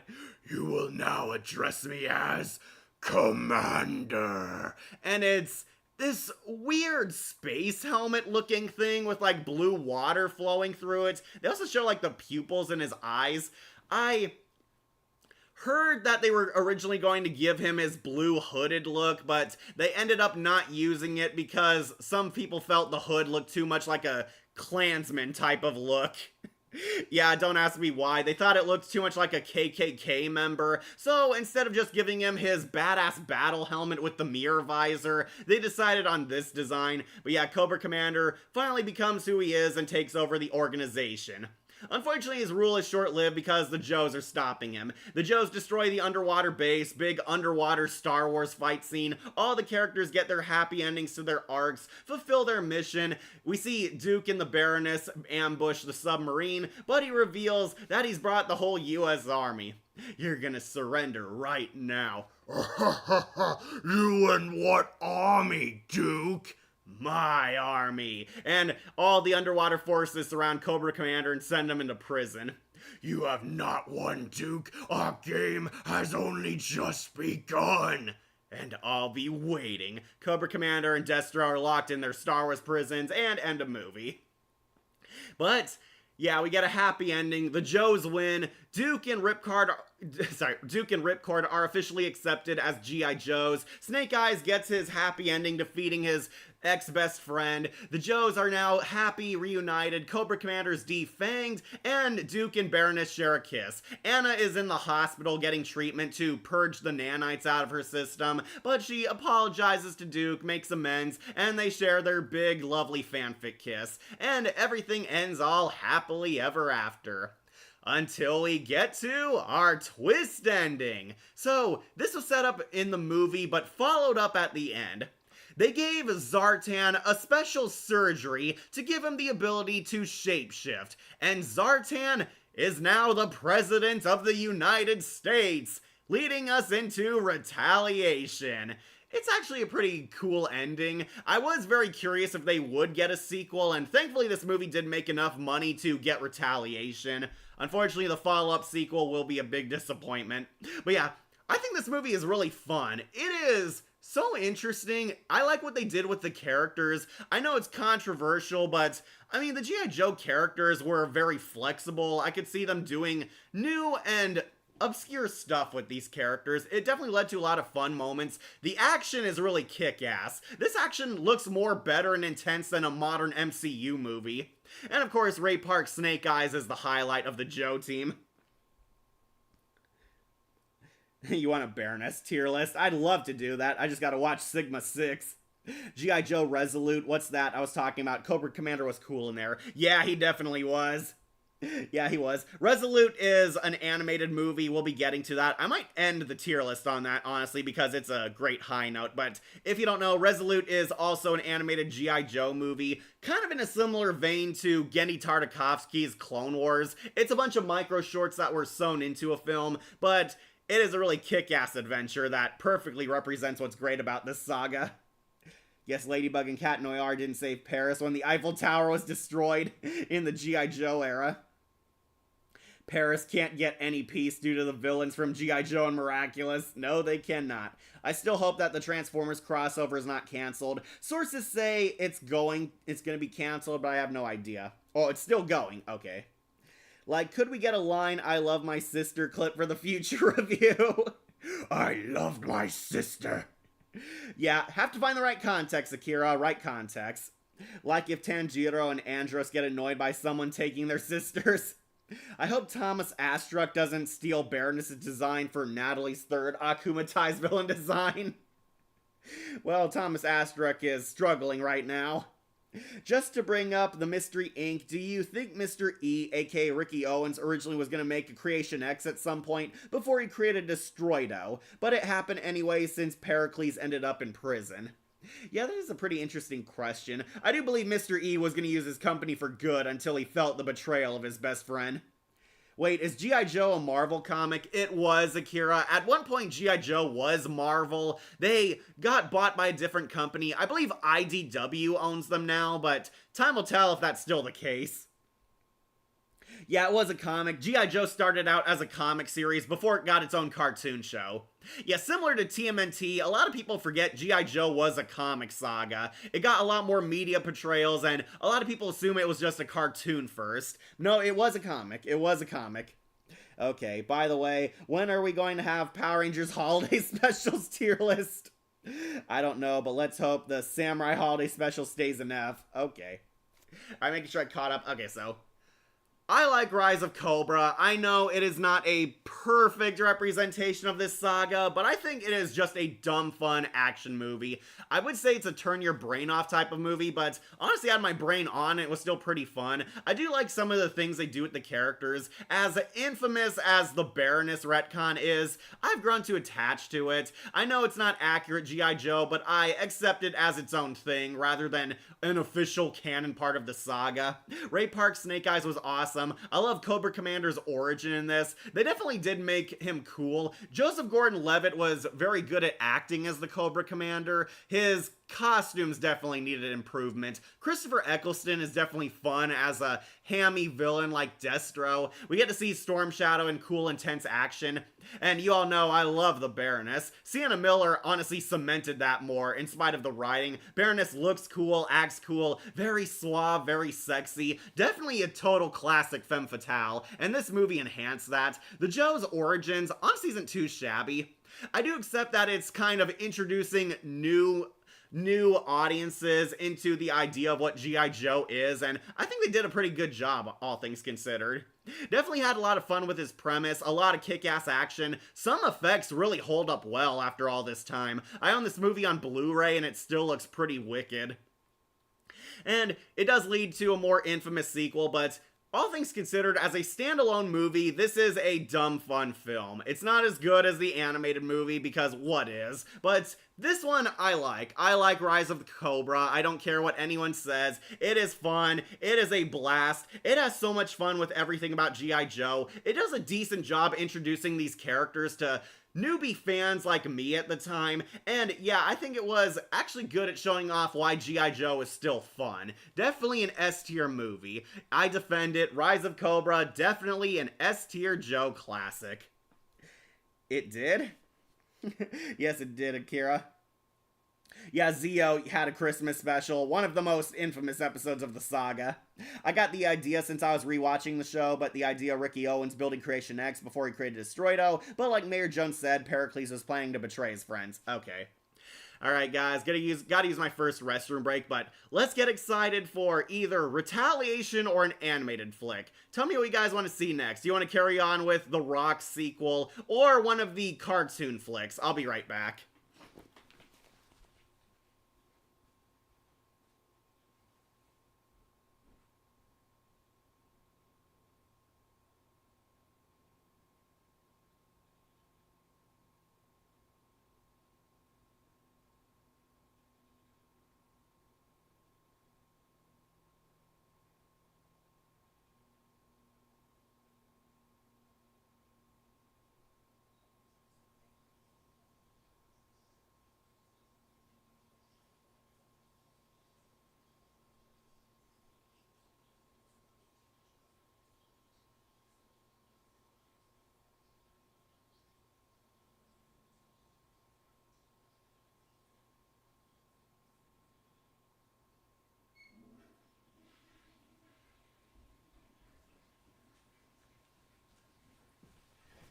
Yo, Joes, The Rock, it's about drive, it's about power. Let's see, The Rock is cooking, and from what I heard, Big Jack Films prefers Retaliation over The Rise of Cobra. Okay, a lot of people say G.I. Joe Retaliation is better than The Rise of Cobra. It upgraded in a few of its traits, but I would definitely say it was also a step down.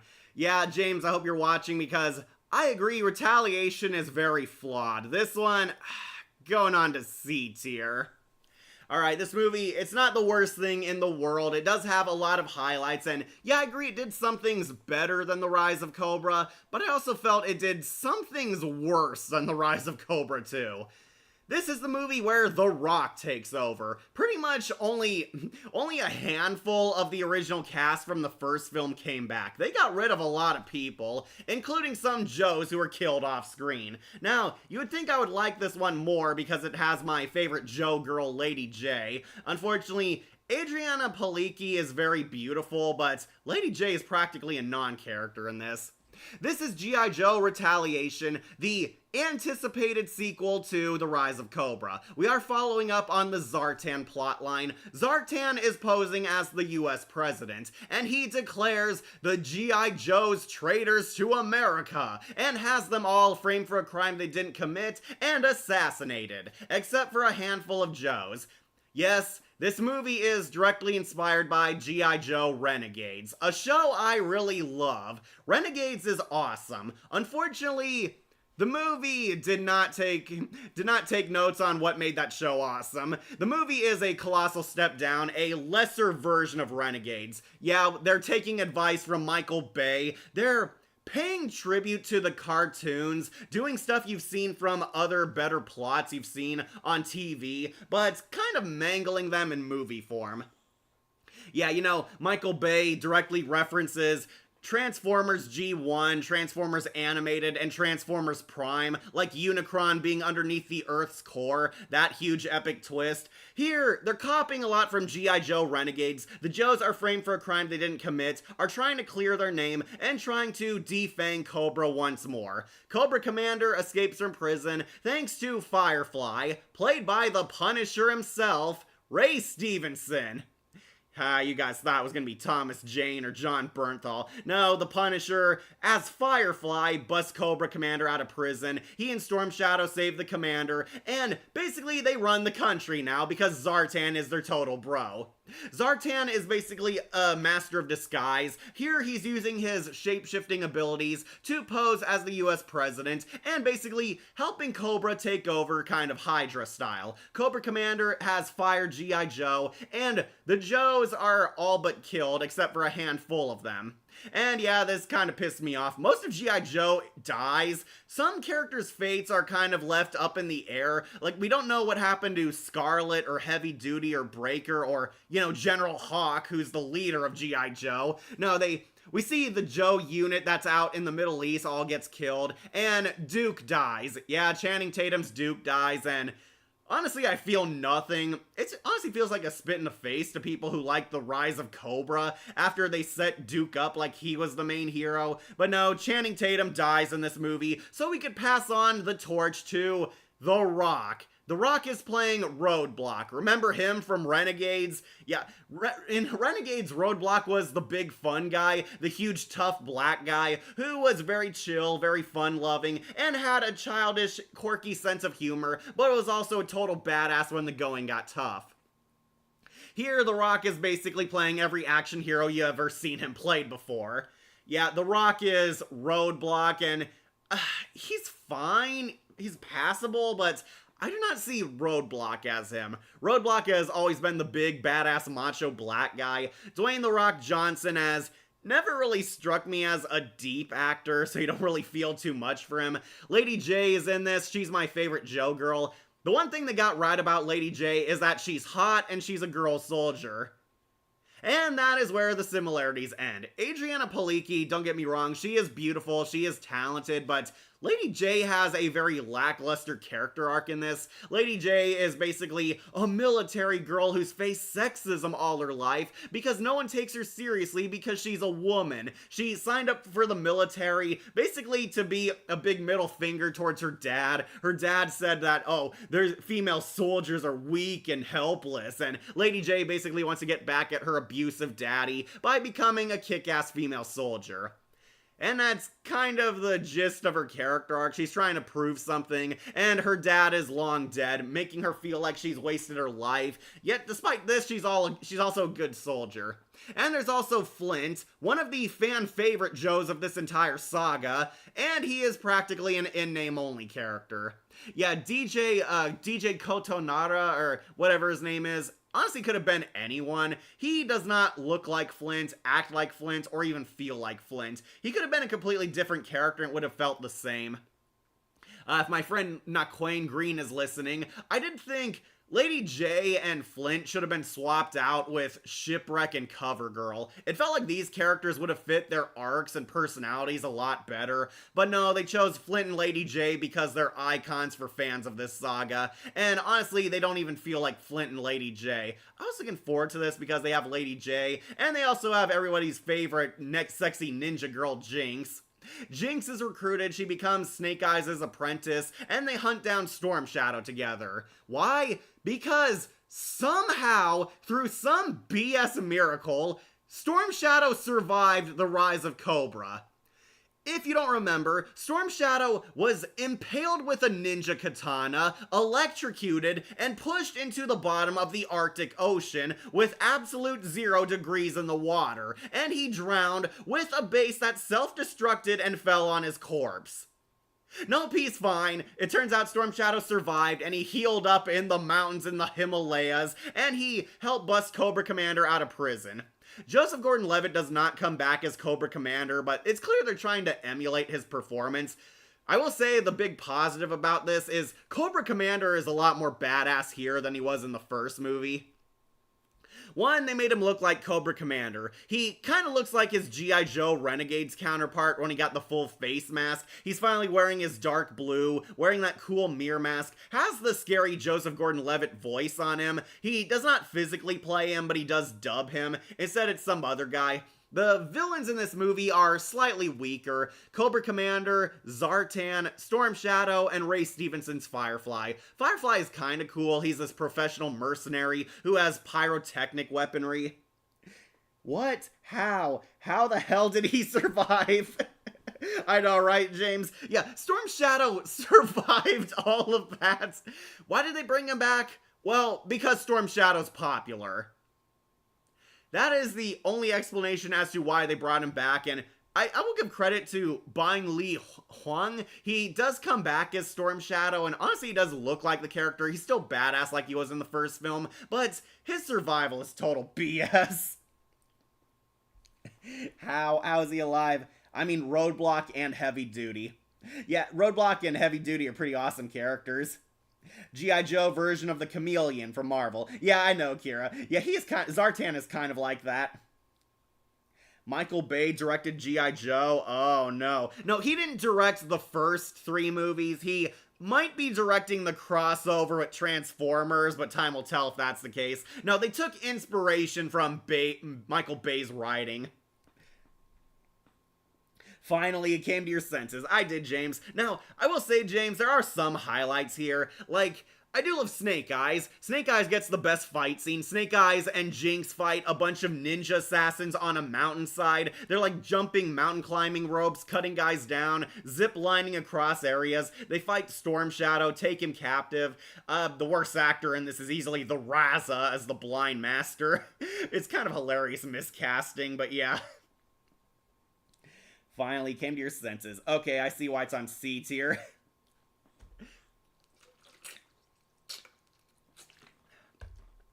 Yeah, easily, once again, best character is Snake Eyes. Snake Eyes is awesome in this movie. They did bring Ray Park back. He gets all the best fight scenes. He has intense martial arts fights with Storm Shadow and his evil villains. Love the mountaintop fight scene. That is epic action directing. It looks cool, feels cool, and gets your adrenaline pumping.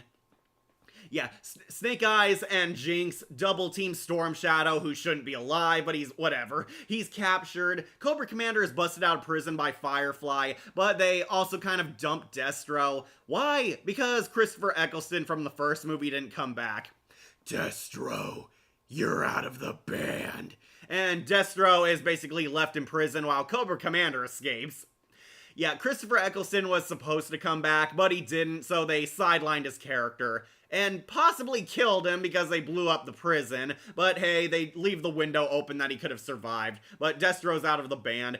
The villain's honestly not as interesting as the first movie. Zartan is basically a corrupt president, abusing his power, trying to pick up women, acting like a dick, flexing his authority, secretly funding Cobra Underground. They do build the Hiss tanks, high-speed sentry, codename Hiss. They create like his super tanks, which are supposed to be these super awesome deathmobiles. Spoiler alert, they are not when we get to the final battle. Basically, we get a whole G.I. Joe Renegades tribute. They're trying to run from the law, dodge the authority. They find out the truth. The president is not the real president. He's Zartan. Zartan is holding the actual president held hostage underground in his bunker.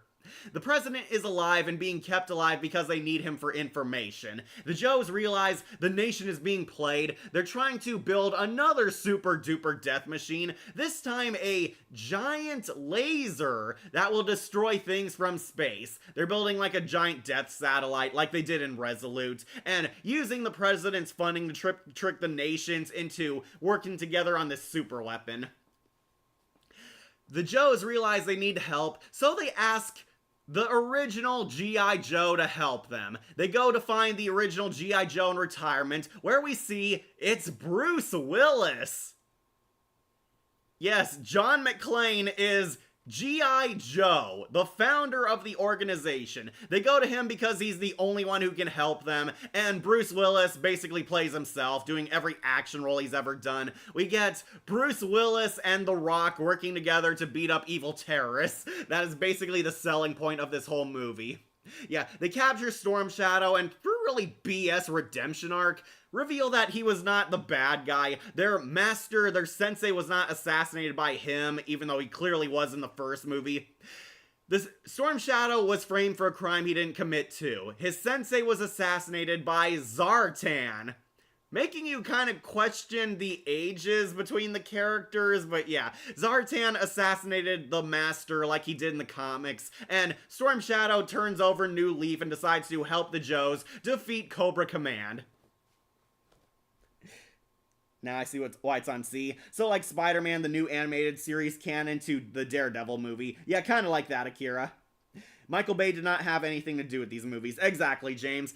Though, you do feel his inspiration. I mean, you gotta admit, James, it feels like Michael Bay definitely influenced movies like G.I. Joe Retaliation. So, Jax from Mortal Kombat, yeah, Roadblock and Heavy Duty. Like, is this before with his hair when he's bald? Roadblock is bald. You can't tell if you can't see the poster. Yeah, Dwayne The Johnson did shave his head for his military role. Oh, thank God. Also, Lady J is cool. Like, I want to see her fight Jill Valentine, Cammy White, or Sonya Blade. Yeah, definitely. Those would be hot fights. How did he survive? I don't know, James. It's really BS. They don't explain how Storm Shadow survived his death, but he did because he was popular, and we get more shirtless scenes for the fangirls. Are you kidding me? This is like more from X-Men. He died from a laser, but Beast and the other X-Men survived worse. What the hell? He's still alive? What the hell, man? Or Jinx versus Ibuku. Or Asuka for Death Battle. Those would be pretty cool. Or Sarada. Oh, Jinx would crush Sarada.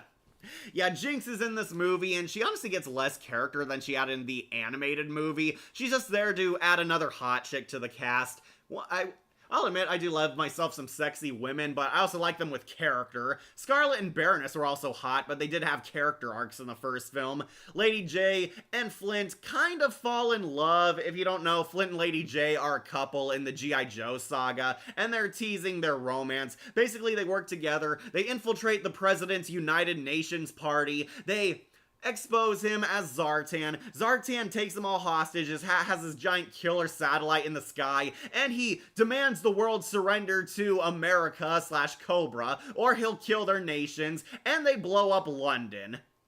Yes, London now gets destroyed in this movie. They are nuked from the sky, and everyone around the London Eye to the Big Ben clock is dead. And the movie kind of forgets this and moves on. Yeah, at least in the first movie, they kind of address that Paris is panicking and the world is now taking the terrorists seriously. No, in this movie, they blow up London, then we move on to a badass action scene.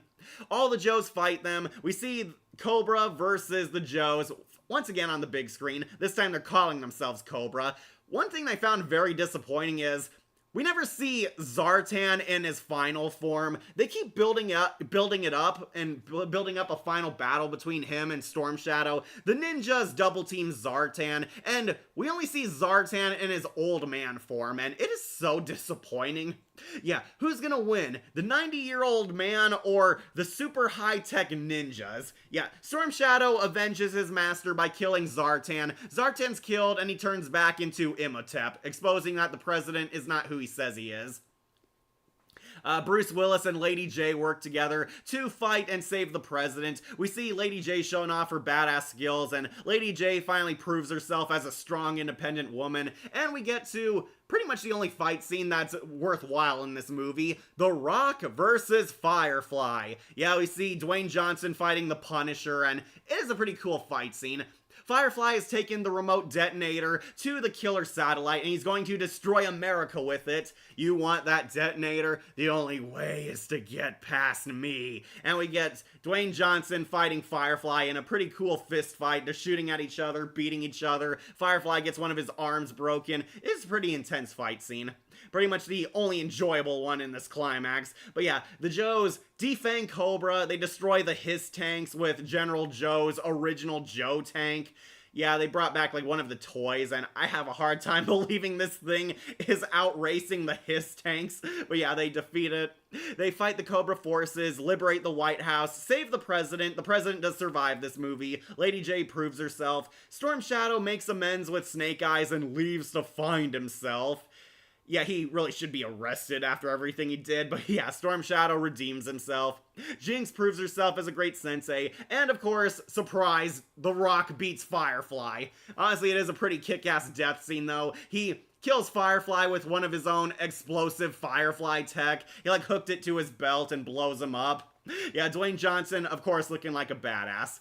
However, Cobra Commander escapes in his badass slow-mo walk to his chopper. Yeah, Cobra Commander does not do a whole lot in this movie, but he gets away to fight in the third movie, which still hasn't happened yet. But the Joes clear their names, they save the world from Cobra, and they all get awarded medals. General Joe tells Lady J she is a good soldier, and he says, "Don't worry, your father was proud of you. He mentioned you a lot, and he was proud that you overcame being a woman to be a badass soldier." And Lady J finally feels fulfilled. And The Rock tells the president, "No matter what, we're gonna hunt Cobra Commander down, no matter the battle." And The Rock gets a pistol to give the ceremony with.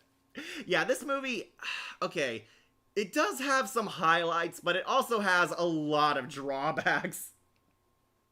Hey, did you watch the Among Us cartoon? I thought it was fine. It was just 3 years too late to the punch. I agree, Tails, I agree.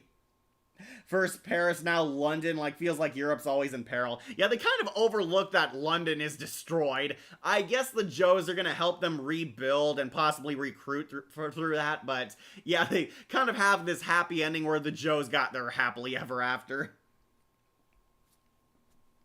Like Jinx, G.I. Joe has some less opponents for death battle. Like, what is your best choice for them? I would love to see Jinx versus Frost. I think that would be a pretty kick-ass fight since Frost is Sub-Zero's apprentice, and he's a badass, while Jinx is Snake Eyes' apprentice, and he's like the ultimate G.I. Joe. Yeah, Frost versus Jinx is my money.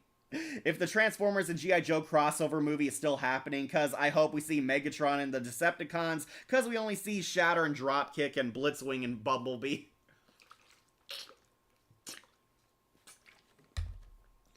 Yeah, if there is going to be a Transformers versus G.I. Joe crossover, they're going to have to use a whole new universe for this crossover to work in the continuity. Speaking of Firefly, I want Fox to continue the Firefly series. We all do, James, we all do. The Rock is also going to play Shao Kahn. Oh, did he? I know he didn't play him in the Mortal Kombat 2 movie. Be pretty intense. You're serious, Monica? You want to see him play Shao Kahn? Okay. Like Android Ninja versus a ninja. Well, I think Frost is definitely worthy. Probably Frost before she got the Cyber Initiative. Okay, so anyways, to wrap up Retaliation, it is a step down. I do not like it as much as Rise of Cobra. Has some highlights, but I do not like what they did with half the characters in this. Zartan is not all that interesting a villain, and tying him with Storm Shadow's origin feels very too late. Firefly is definitely a fun antagonist. Yeah, I do think Ray Stevenson is having the time of his life playing this villain. He's definitely the most entertaining of them. Cobra Commander, definitely cooler in this movie. He looks menacing, acts menacing, has a much creepier voice. Love the new outfit they gave him. I just wish he did a lot more. And Storm Shadow getting a redemption arc is total BS. It was done better in other Joe stories. I'm sorry, but I am saying it. The Joes themselves, The Rock has always been a generic action hero to me. I've never really loved his movies. The Rock isn't bad here per se, but he's just playing basically every macho man, lovable doofus role you've ever seen. Flint and Lady J do not feel like Flint or Lady J. The one thing they got right about Lady J is that she's hot. And that's really it. Adriana Palicki definitely has some cool moments here, but she doesn't feel like LJ. Ray Park's Snake Eyes, definitely still the highlight. Snake Eyes is the MVP of the Joe team. Jinx did not do a whole bunch, and that really disappointed me because Jinx was so awesome in the animated movie. But yeah, this movie, honestly, a perfectly serviceable action movie if you're not looking for anything serious, but as a G.I. Joe movie, it is not all that hot. It is a lame film, below average, as you can see on Seeds here. I do not recommend it. Honestly, I usually skip this one. I watch Rise of Cobra way more than I watch this one. Retaliation definitely had a lot of drawbacks. It is a total downgrade. Though here's hoping the alleged second movie with The Rock and G.I. Joe is going to come to fruition. I hope to see if his next one is a step up from this movie. I still look forward to it because Cobra Commander is of course going to be in it, and allegedly the villains are Tomax and Zaymot, but that's a story for another time. Anyways, I think Retaliation, it's a C-tier movie. Definitely worth skipping. Firefly sounds like a name for a female. Fun fact, Monica, they did gender bend Firefly in DC on Gotham. Okay, Frost versus Jinx is cool. Thank you, Kira. Lucky it's the top 3 for Death Battle, since Frost is second place. Okay. Yeah, Retaliation, not all that hot. Honestly, just a dumb action film, and not the fun dumb like Rise of Cobra, going on C tier. But almost at the end of the live action movies, let's bump off Transformers Rise of the Beasts. Why is this movie on a G.I. Joe tier list? Because there's a twist ending. At the end, after a crazy Autobots versus Unicron adventure, the main human character, Noah, is actually recruited to be with G.I. Joe. Noah is going to a job interview. He's at like this security firm, or what he thinks is a security firm, undergoing an interview, and the interviewer reveals that he's a member of G.I. Joe, and they want this guy to join G.I. Joe at the end. They're offering to pay his family's health care, giving him a bunch of benefits with no strings attached, giving him inspiration to join. And we see they open the lair, revealing all the G.I. Joe vehicles, though oddly no G.I. Joe characters even cameo here, hinting that the Autobots are going to team up with G.I. Joe in a crossover movie. Unfortunately, this movie also sucks. It's going on to F tier. So it's canon. Yeah, so cool. Okay, so I am not looking forward to a crossover between Michael Bay's Transformers with G.I. Joe. Well, for one thing, which incarnation of G.I. Joe is this supposed to be? Like, are we following The Rock and Channing Tatum's timeline, the live-action movies of G.I. Joe? Are we following Henry Golding's reboot timeline with Snake Eyes? Or is there going to be a third new version of G.I. Joe? Hopefully more accurate, but still a totally new branch of Joes meeting with the Bayformers. Like, I'm kind of confused on where this kind of falls on the timeline, especially because Michael Bay's Transformers movies have god-awful continuity. But yeah, they're hinting G.I. Joe exists in the Transformers universe, and they're hyping up a crossover movie between Michael Bay's Transformers meeting G.I. Joe, and yeah, I'm kind of mixed on this. One, I do not have any faith that the Bayformers universe is going to give us a good movie. Though two, I'm kind of hopeful that if the Joes do come in, it means the Joes are going to be the human characters in these movies, because the G.I. Joes are actually pretty interesting and engaging on their own. I like Rise of the Beast because not only the Maximals, but it's a shame Rhinox and Cheater didn't have much screen time, but I love the final battle against Scourge and Unicron. Well, don't forget Snowstorm, they also killed off Airazor. Yeah, friggin' Airazor, one of the iconic heroes of the team, gets punk killed. Thanks for nothing. Finally an F tier. So this is the only crossover if we get it. Okay, so rumor has it we're gonna see G.I. Joe meet the Transformers, and this is giving me a lot of Power Rangers meet Ninja Turtles vibes. Remember that, where the greatest Ranger unit, the Space Rangers, meet with the Next Mutation Turtles, and it failed because nobody likes the Next Mutation iteration of the team. It is a god-awful crossover, and that's what I feel like this is going to be. We're going to get a movie version of that. We're going to see G.I. Joe, a team and franchise that has a huge fan base, seeing them meet the Bayformers. I do not want to see the Bayformers meet G.I. Joe because they haven't had a good movie since the first one. I mean, I guess Bumblebee was pretty good, but I don't count that as Michael Bay because he wasn't attached to it. And when are you going to do an Optimus Prime tier list? Eventually, Akira, eventually. So, like, interesting. The problem I have with Rise of the Beast is because the remaining Maximals didn't appear, aside from... sorry, I lost your comment. Aside from their symbols on Scourge's left shoulder. And yeah, Airazor deserves so much better. Thank you, Snowstorm, thank you. Also, I made Red Ranger Rocky versus Scarabella from Miraculous, since it does fit for me. The next thing they'll do is give G.I. Joe a crossover with Street Fighter. Actually, that sounds like an even better crossover. It does. Like, I love G.I. Joe, but does anyone really want to see them meet the Bayformers Transformers? This crossover should have happened between Transformers Prime and G.I. Joe Renegades. I think everybody would have loved that a lot more. But Rise of the Beasts, it's not a good movie, and I am honestly not pumped to see G.I. Joe entering the Bayverse. It is going on F. Speaking of which, don't worry, there is one worse than Rise of the Beast, and that is Henry Golding's Snake Eyes. Yep, it sucks. It sucks. I had honestly held out hope that this was going to be a decent movie. Man, was I disappointed.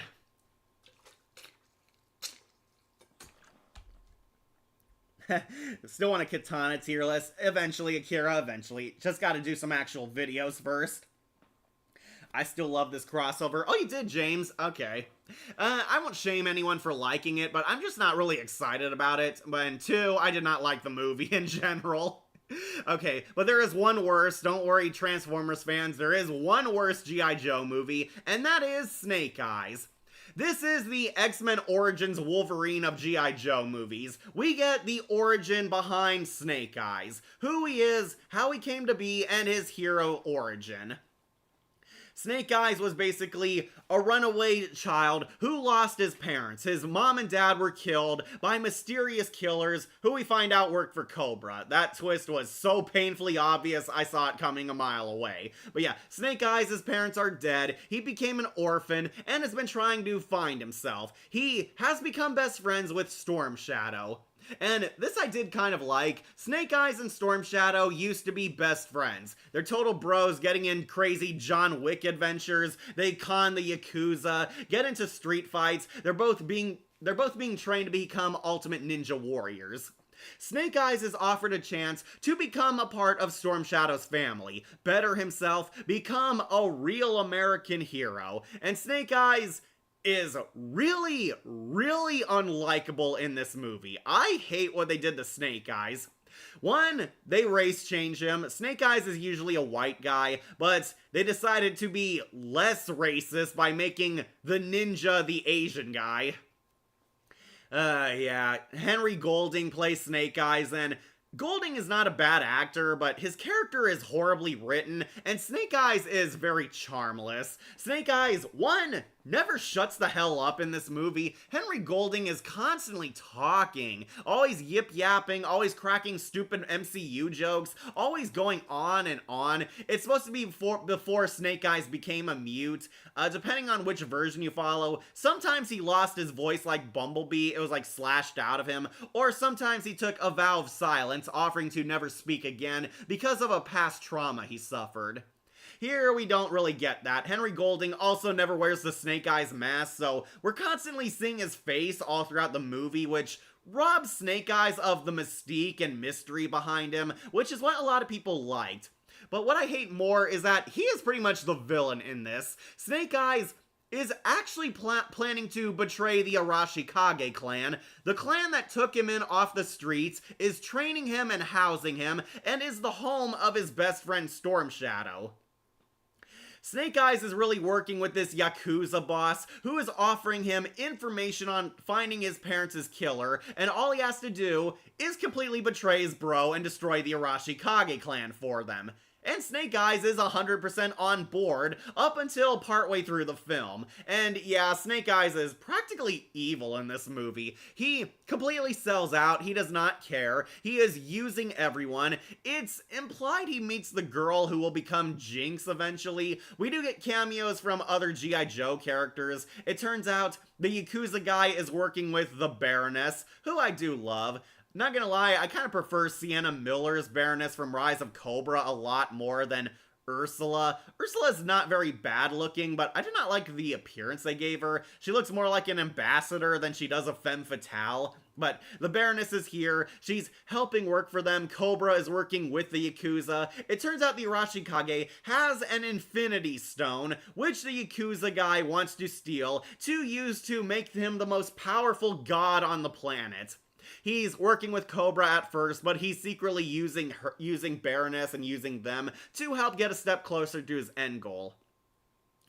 Snake Eyes and Storm Shadow kind of have a falling out, a lot of intense drama. I do like that Storm Shadow and Snake Eyes are best friends. We see them undergo the ninja trials to mastering the martial arts ways. I like how Snake Eyes is kind of becoming nicer. Storm Shadow is easily the best character in this movie. He's actually morally complex, very sympathetic, and you kind of end up understanding why Storm Shadow feels betrayed by his bro by the end. Snake Eyes learns to love the clan, starts to trust them more than he does his villainous allies, but ultimately where I hated this movie comes in the third act, where Snake Eyes sells them out, gives the Infinity Stone to the Yakuza guy, and they deliver the man who murdered Snake Eyes' parents, and it turns out, surprise, the guy was working with Cobra. Yeah, who'd have seen that coming? Kind of disappointed that this guy, he's actually a minion who's serving the Baroness. I thought he was going to be Major Blood because he has a thick Australian accent and kind of looked like him, but no, he's just some random thug. It turns out the guy was working for Cobra because Snake Eyes' parents were a part of G.I. Joe. Cobra assassinated them because they were enemies to their organization. And Snake Eyes kind of has his realization here, realizes that what he did was wrong, and that the Arashikage are his true family. He goes back to help save them, and we also meet Scarlet. Scarlet's in this movie, played by Samara Weaving. Weaving doesn't do that bad a job, but I don't really see Scarlet as her. But we get Scarlet because it foreshadows that G.I. Joe exists. They're here. Scarlet and Snake Eyes have a pseudo-romance going on. It's teased they're developing feelings for each other like they do in Renegades and the 80s cartoon. But yeah, Scarlet and Snake Eyes work together. We do get a pretty cool scene where all the ladies kick ass together. The Yakuza guy betrays the Baroness, and Baroness, Scarlet, and the old female sensei all work together and beat up a bunch of thugs, like take them all down. That was actually pretty cool. But unfortunately we get to the end where everyone's fighting them. There's a big ninja battle. Yakuza guy gets the stone and he's unstoppable, but Snake Eyes fights him in a giant snake pit and uses his martial arts ways against him. He like outsmarts him and gets like a giant python to come up and devour the bad guy. He fought this monster during one of his trials, but he was able to pass because the python detected no evil on him. Yeah, I do kind of call BS on that, but yeah, Yakuza guy gets eaten, and I guess Snake Eyes saves the day from himself, but Storm Shadow gets banished because he used the stone to help fight the villains. Yeah, after all of this, Storm Shadow gets punished for Snake Eyes' actions. Storm Shadow says, "We're not bros anymore. I will retake my clan. This is not the end of me. I vow revenge." And Storm Shadow leaves off in complete exile and disgrace, which is totally unearned, but Snake Eyes gets a happy ending where Scarlet offers him a position on G.I. Joe, hinting that, yeah, this was all his recruitment story. Snake Eyes joins G.I. Joe and he finally dons his cool mask. Unfortunately, we didn't see it until the end of the movie. Then we get our twist ending. The Baroness reaches out to Storm Shadow and tells him he can get his revenge if he joins Cobra, hinting at a sequel that has probably been canceled. And just like X-Men's Origins Wolverine, there was never a sequel. How low can Hasbro go? I prefer the later of two Snake Eyes' backstory because they're better than his own movie backstory. Yeah, they are. So, Snake Eyes' backstory is pretty interesting, but usually he's the good guy in them, and Storm Shadow was the one who fell from grace. Here, they flip the script and do the opposite. Storm Shadow used to be an honorable man until he was betrayed by his best friend, and then he fell from grace, becoming the villain, while Snake Eyes was kind of a bad apple from the start who gets humbled throughout the movie, learns to see the world beyond his own narrow vision, and he quote-unquote gets redeemed, and it's why Snake Eyes is never gonna talk because he's ashamed of his past and who he used to be, which could have been interesting, but the movie is very slow, doesn't feel like a G.I. Joe movie at times, and honestly kind of made Snake Eyes pale in comparison to his other counterparts. And this is Marvel Rivals got him instead of She-Hulk. Like it debuted in 2002 in the year of my birth. Talking about one of the animated movies. So, the Batman of G.I. Joe. Yep. I mean, in the 90s, they actually had a toy line where G.I. Joe crossed over at Street Fighter. All that is cool. I still love this crossover. That is good, James. I respect your opinion. Like for 4 left. Yeah, only 4 episodes left, and don't worry, they're all mercifully short. So yeah, it's canon to G.I. Joe all along that Mask, Cops, Transformers, and maybe MLP. Well, we do see Rainbow Dash is in Age of Extinction, so it's canon. Yeah, Snake Eyes is supposed to be kind of Batman. Here, they try to make him like Bumblebee. Like Bumblebee from Transformers. Bumblebee used to be funny, he used to be a talker, until he went mute and he started taking things seriously. That's kind of what Henry Golding's Snake Eyes was supposed to be, and they changed the character so much that he was unrecognizable. That's kind of why it lost a lot of points, and I feel like Snake Eyes' redemption is unearned. That's why it's mostly hated. Snake Eyes is pretty much the worst villain in this, even in a movie that has Storm Shadow and the Baroness in it. Also, I did not care for the Scarlet and the Baroness. I thought their acting was honestly really weak, really campy. They did not fit what was kind of a martial arts style drama. So the Hood, Parker Robbins, is a Marvel comic supervillain who started as a petty criminal, gaining supernatural powers like flight and invisibility after stealing a magical cloak and boots from a demon. Oh, that does sound pretty cool. Though I don't trust Iron Fart to do him justice. And I have theories of the symbols of the Cybertronian Scourge killed as trophies, cause the Autobot, Decepticon, Maximal, and Predacons didn't survive against him, or over-countered by him. And that is a pretty cool theory. I just wish the movie was good. His powers are linked to the demon Dormammu, and he was sought even greater power through deals with other mystical entities. Sounds like a cool character. Yeah, but I did want She-Hulk or Wasp. Wasp would have been cool. Imagine flying and shrinking as her in battles. I prefer that I read that one. Yeah, this was kind of like the X-Men Origins Wolverine of G.I. Joe movies. It could have been a cool, basically, introduction movie, and this was supposed to launch a bunch of G.I. Joe origin movies. We're allegedly getting a Lady J Origins next, but time will tell if that happens. But this movie kind of killed it for a while, and G.I. Joe is rebooting all over again. Allegedly, we're getting a sequel with The Rock. I heard that's still in development, but we haven't gotten a script yet, so I'm not holding out hope. And we're supposed to get a Transformers G.I. Joe crossover. That one, I think, is most likely going to happen, but we'll see. How low can Hasbro go? Gotta eat. Alright, see you later, James. Got 4 movies left, but they're all the animated ones. Alright, so this is easily the worst G.I. Joe movie on this tier list. It is not good. It is very slow. It completely bastardizes the character. It kind of feels ashamed to be a G.I. Joe movie. Really sketchy CGI in places, which is shocking because I thought the first 2 actually had good effects. This one, they look really fake, especially with the giant snake. And the villains were also very uninteresting. The main villain is basically this generic evil Yakuza mob boss, when you kind of hope for a G.I. Joe villain. This had like the Baroness and Storm Shadow in it, and neither of them are the main antagonists. And Snake Eyes' redemption arc is very bad and really unearned. I am not looking forward to a sequel if this one gets a sequel, but it is a disappointment. They ruined my favorite girl. They ruined my favorite ninja. This is a bad G.I. Joe movie. Easy F tier. Alright, now we made it to the animated movies, and these ones also kind of vary. Alright, next Joe flick, we'll knock off G.I. Joe Spy Troops, and this one actually going on to A.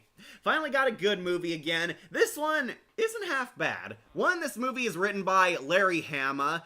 The creator of G.I. Joe actually penned the script behind this one, and yeah, it does feel like a total love letter to everything great about the saga. These are the 2000s CGI animated G.I. Joe flicks, which were released with a new toy brand era that came out back then. I remember seeing commercials for Valor vs. Venom. This was the first one, Spy Troops.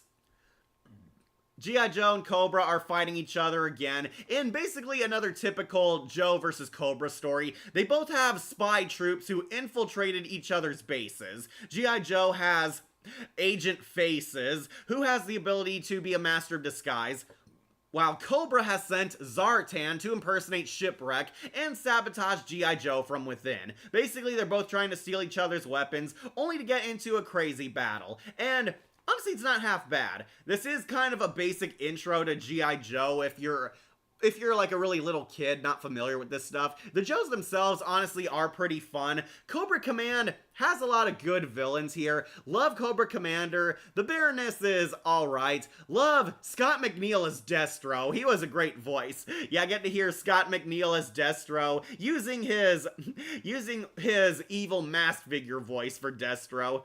G.I. Joe has infiltrated Cobra. Allow me the pleasure of destroying them myself. Love Scott McNeil.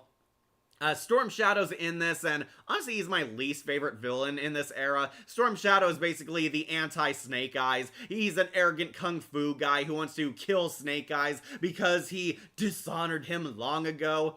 We also see Dr. Mindbender, who I found really funny in this. Mindbender is basically the put-upon mad scientist who nobody respects, even though he builds half the gadgets. Cobra Commander is a lot more comedic in this movie. Honestly, more comedic than Chris Latta was in the first animated movie. He's a total throwback to how the 80s animated show portrayed him. Cobra Commander is an arrogant, over-the-top, bumbling fool, always screaming his lines, always acting goofy, always ended up being humiliated or looked like a dork. This very cowardly, sniveling snake who is arrogant when he's holding all the cards, but folds like tissue when he's losing. The reason they couldn't give Unicron's robot mode, cause like with Devastator, it'd be very expensive, and cause computers do explode despite the fact that they can separate his transformation frame by frame. Well, how was the cartoon one able to do it? Snake Eyes is named after a snake's eyes. Kagami uses the Dragon Miraculous, a mythical serpentine creature. That is what I see it. Okay. Sorry, catch up on your guys' comments. So, like Dr. Insano. Yeah, kind of. Dr. Mindbender gets no respect, even though he builds all the weapons, and Cobra Commander's always yelling at him. Honestly, this movie's not half bad. The Joes are trying to infiltrate and find the Cobra base, while Cobra Command is trying to sabotage them and kill the Joes. One negative I do have against this movie is the animation takes some getting used to. It is that early 2000s CGI, and the characters who wear masks look good, but the human characters whose faces you can see has a lot of uncanny valley. Like, the faces look very weird, very off-putting, almost kind of claymation a few times. Like, Duke and Wild Bill look very strange. They try to make the Baroness look sexy, but she always looks kind of dead-eyed. It's kind of weird. I do think Cobra Commander looks cool. He's very fluid, moves very over the top, very energetic. Destro looks very intimidating. I do like his chrome dome mask in this version, and Scott McNeil's voice acting compliments him a lot. Snake Eyes and Storm Shadow move very well. They look very cool. The ninja fights are easily the highlight in this trilogy. They look very intense. Beachhead also looks very passable. Mostly all the characters whose faces you don't see fully, they look the best. The characters who you constantly see in the spotlight talking or having close-up shots, yeah, it looks kind of weird. They look kind of bulgy, sometimes stilted, and a few shots kind of look brain dead. Wild Bill, when he's like laughing over the top, we get like a close-up and he like just looks open-mouthed and very weird, like he literally is an action figure. It's just kind of distracting a few times. Basically, they're fighting each other. Shipwreck is attacked and betrayed. Zartan steals his identity, makes him look like a traitor, and Shipwreck wants to clear his name. We do see a lot of big-name Joes and Cobra agents, so don't worry, your favorite character most likely appears here. It's basically kind of a pilot to a show where we see basically what G.I. Joe is like. They infiltrate Cobra, they destroy its base, they're both fighting over a super weapon. Cobra Commander is losing his marbles. Basically your usual G.I. Joe fare. It's honestly a pretty fun movie. They fight, Shipwreck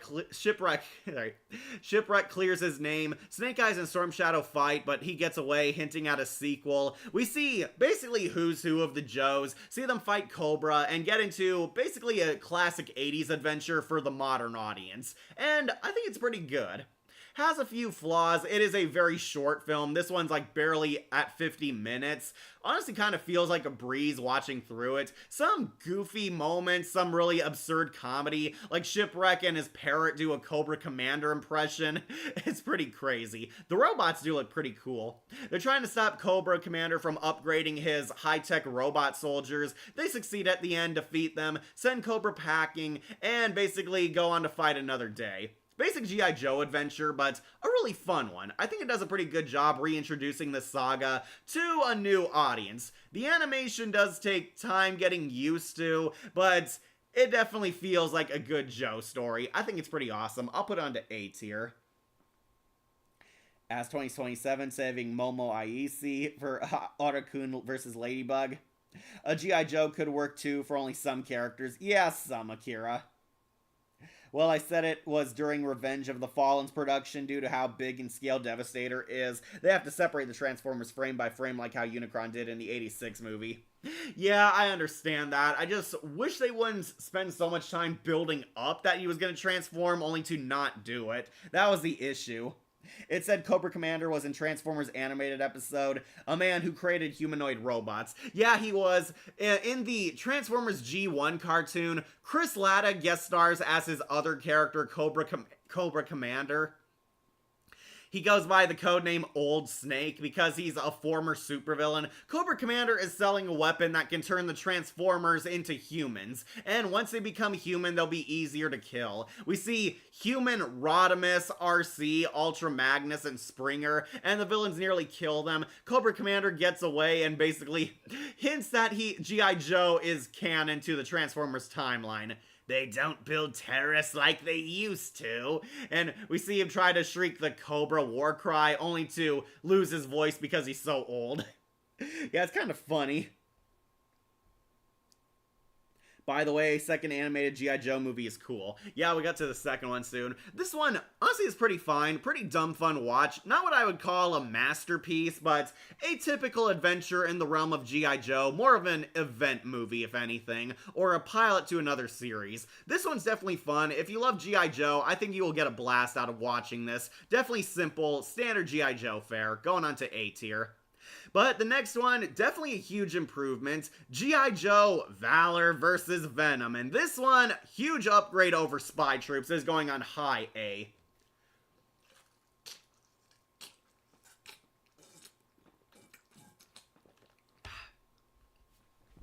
Alright, we get to the fan favorite movie, Valor vs. Venom. This is a direct sequel to Spy Troops. Cobra Commander is stealing DNA from zoo animals, namely apex predators, to create an army of furries.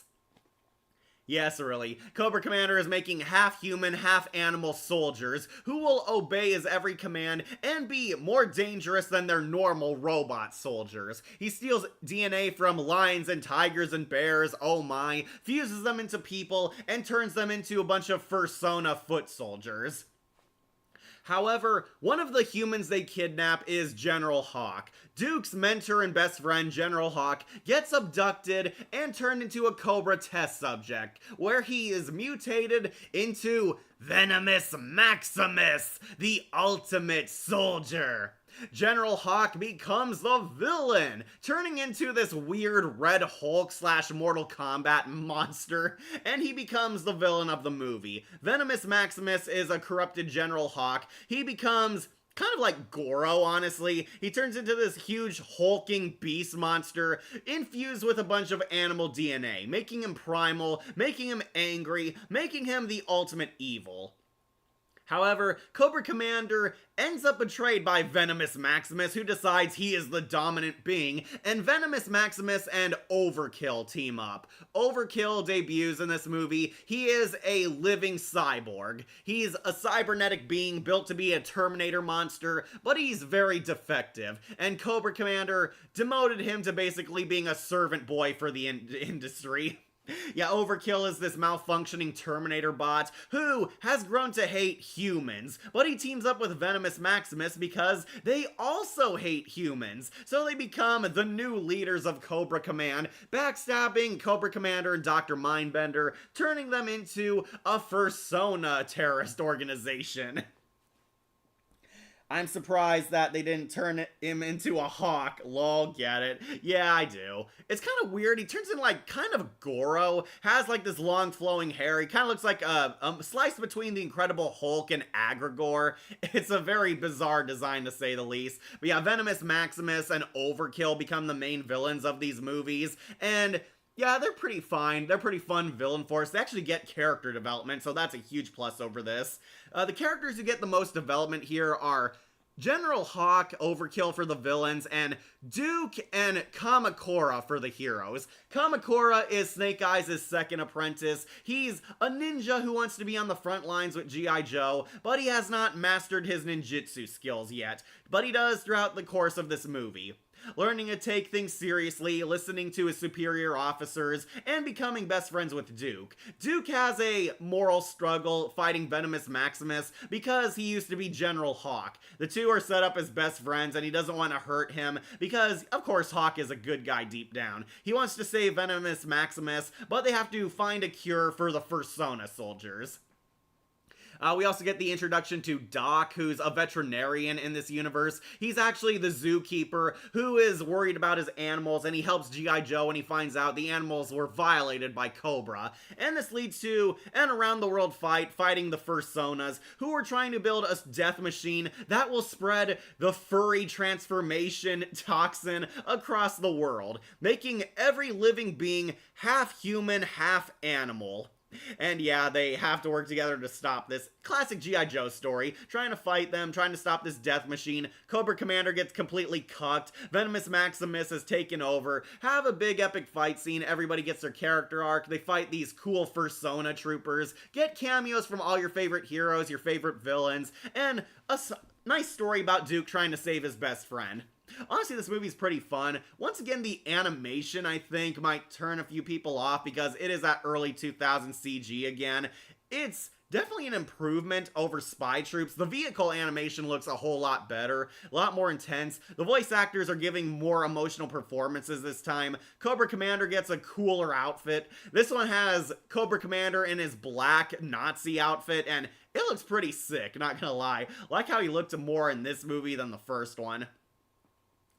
But yeah, G.I. Joe and Cobra are kind of forced to work together when they find out Venomous Maximus plans to mutate all of them. Dr. Mindbender helps High-Tech sabotage the device. They reverse the polarity. Duke manages to save General Hawk and free him from the mutation. He pushes him in this gene splicer machine. He separates Venomous Maximus out of General Hawk and saves his best friend. And hilariously, Cobra Commander foils his own chances at victory. He tries to eliminate all his enemies at once, only for the machine to be sabotaged and completely destroy the base. Yeah, it backfires, they lose the genome bomb, Venomous Maximus is cured, Overkill is presumed dead, he gets blown up by the base. Spoilers, we find out he's alive, but yeah, they save the day, Cobra Commander is captured and arrested, and G.I. Joe comes out victorious, this time actually arresting all of the Cobra troops. I don't suppose a substantial bribe is out of the question? No. Yeah, Cobra Commander is hilariously arrested, and we end on a positive note. Until our twist ending, where we see Overkill is still alive as his hand comes out of the remains of the base, hinting that there was going to be another movie. Unfortunately, that didn't happen. So, through very weird means, this movie saga got reinvented into the beginning of G.I. Joe Sigma 6. Spy Troops and Valor vs. Venom are now retconned as prequels to Sigma 6, because Sigma 6 opens up with the Cobra Commander in prison after he was arrested at the end of this movie, and Overkill becomes a main member of the Cobra Command Council. It's kind of weird, and Sigma 6 is honestly not that good a show. I have regretted rewatching it for the longest time, but it's kind of funny that Valor vs. Venom and Spy Troops are now the prequels to that era. I looked at the animation and my eyes were bleeding. Yeah, Monica. I see, A+.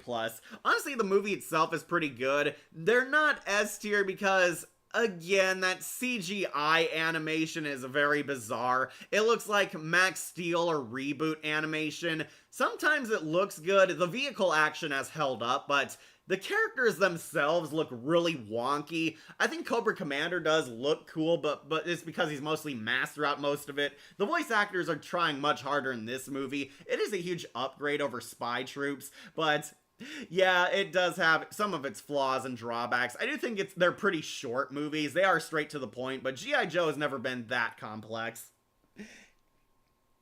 Or Halo to Hell, Master Chief versus Doomslayer. Track if we get hellish. Why is Rise of the Beast in the bottom? I mean, we were given confirmation that G.I. Joe and Transformers take place in the same universe. If anything, it should be B rank. Oh, you weren't here, Anime Night. I did not like Rise of the Beast as a whole. I think it's a pretty weak Transformers movie. Yeah, I know it's better than all the crap that came before, but just barely. Did the Joes turn into animals? Only one of the Joes becomes an animal, Monica. We see General Hawk becomes Venomous Maximus, and that's kind of it. They were gonna turn Tunnel Rat into a rat, but Kamakura shows up and saves him just in time. Yeah, we never get to see the G.I. Joe become animal troops. We see Cobra abducts a bunch of civilians. They turn them into werewolf troops, scorpion troops, bat troops, and electric eel troops. Honestly, the eels look pretty cool, but they have a really dumb weakness. The eels cannot touch metal, otherwise they electrocute themselves. Yeah, that is pretty lame. But yeah, we see a few animal troops. Venomous Maximus is turning everyone into animals. Mostly they're civilians, though. Yeah, that's it. We see electric eel troops, scorpion troops, bat troops, and werewolf troops. The werewolf troops fight them in the Arctic. They attack Frostbite and Snowjob at one point. I would say the animal designs were not that bad, but they also look way too human. You think they go crazier with how they looked. Also, I think Overkill's design was much better in the anime than it was in the CGI movie. Here, he kind of looks like a masked ninja character. In the cartoon, he looks like a creepy Borg in this living jar.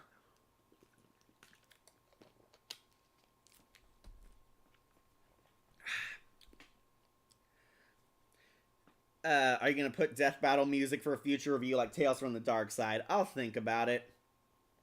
Old Snake, I think Cobra Commander's alias kind of confusing, since Solid Snake's name is Old Snake in Guns of the Patriots, since both Snake and Liquid are clones of Big Boss. Did you like the movie, Akira? You say it's the second best animated one? I kind of agree with that. Yeah, I'm surprised he didn't become a Hawkman. That would have been pretty cool, but no, he kind of becomes like Agrigor Goro. Like Infernal Combustion, since the opening says the devil's in my heart. So I catch up on you guys' comments. Yeah, the animation's really weird, isn't it, Monica? I think they were trying to go for like Jimmy Neutron animation or Max Steel's, but the CGI does look really off-putting in a lot of places. What's your favorite death battle track for future reviews you want to hear? I do like Leonardo versus Red Ranger Jason. That track actually sounds really epic. Electric eel troops, like, how would they survive without water? Well, they were aqua troops. They're like attacking the G.I. Joe in sea. They're like taking a boat out and the electric eel troops are swimming under them. I meant 1993 gave us the G.I. Joe Mega Marine, with the toy line having the Mega Monsters bioweapon with gut bombs. Yeah, I do. Okay, good. You do like it. One, some kind of snake merman hybrids with tendrils on his back, and a wolf mutant with throwing guy bombs. Pretty cool. Okay, so Valor vs. Venom honestly is a step up over Spy Troops. Much more emotionally driven movie. Still has kick-ass action. A lot of fun with the crazy concepts of G.I. Joe. I think it's pretty good. Not my favorite, especially because of the animation, but compared to the rest of these movies, it is awesome. Going on to A tier. And finally, the last of the CGI era, we have G.I. Joe Ninja Battles, another movie focusing on the origin of Snake Eyes and Storm Shadow. Now, this movie is flawed, but it is better than the Snake Eyes movie. Honestly, this one's going on to B. Got our first B tier, and it's the Ninja Battles. Okay, this is not really a movie, it's a short film. It feels like a pilot episode to a TV series, but so did Spy Troops. This one, honestly, isn't half bad.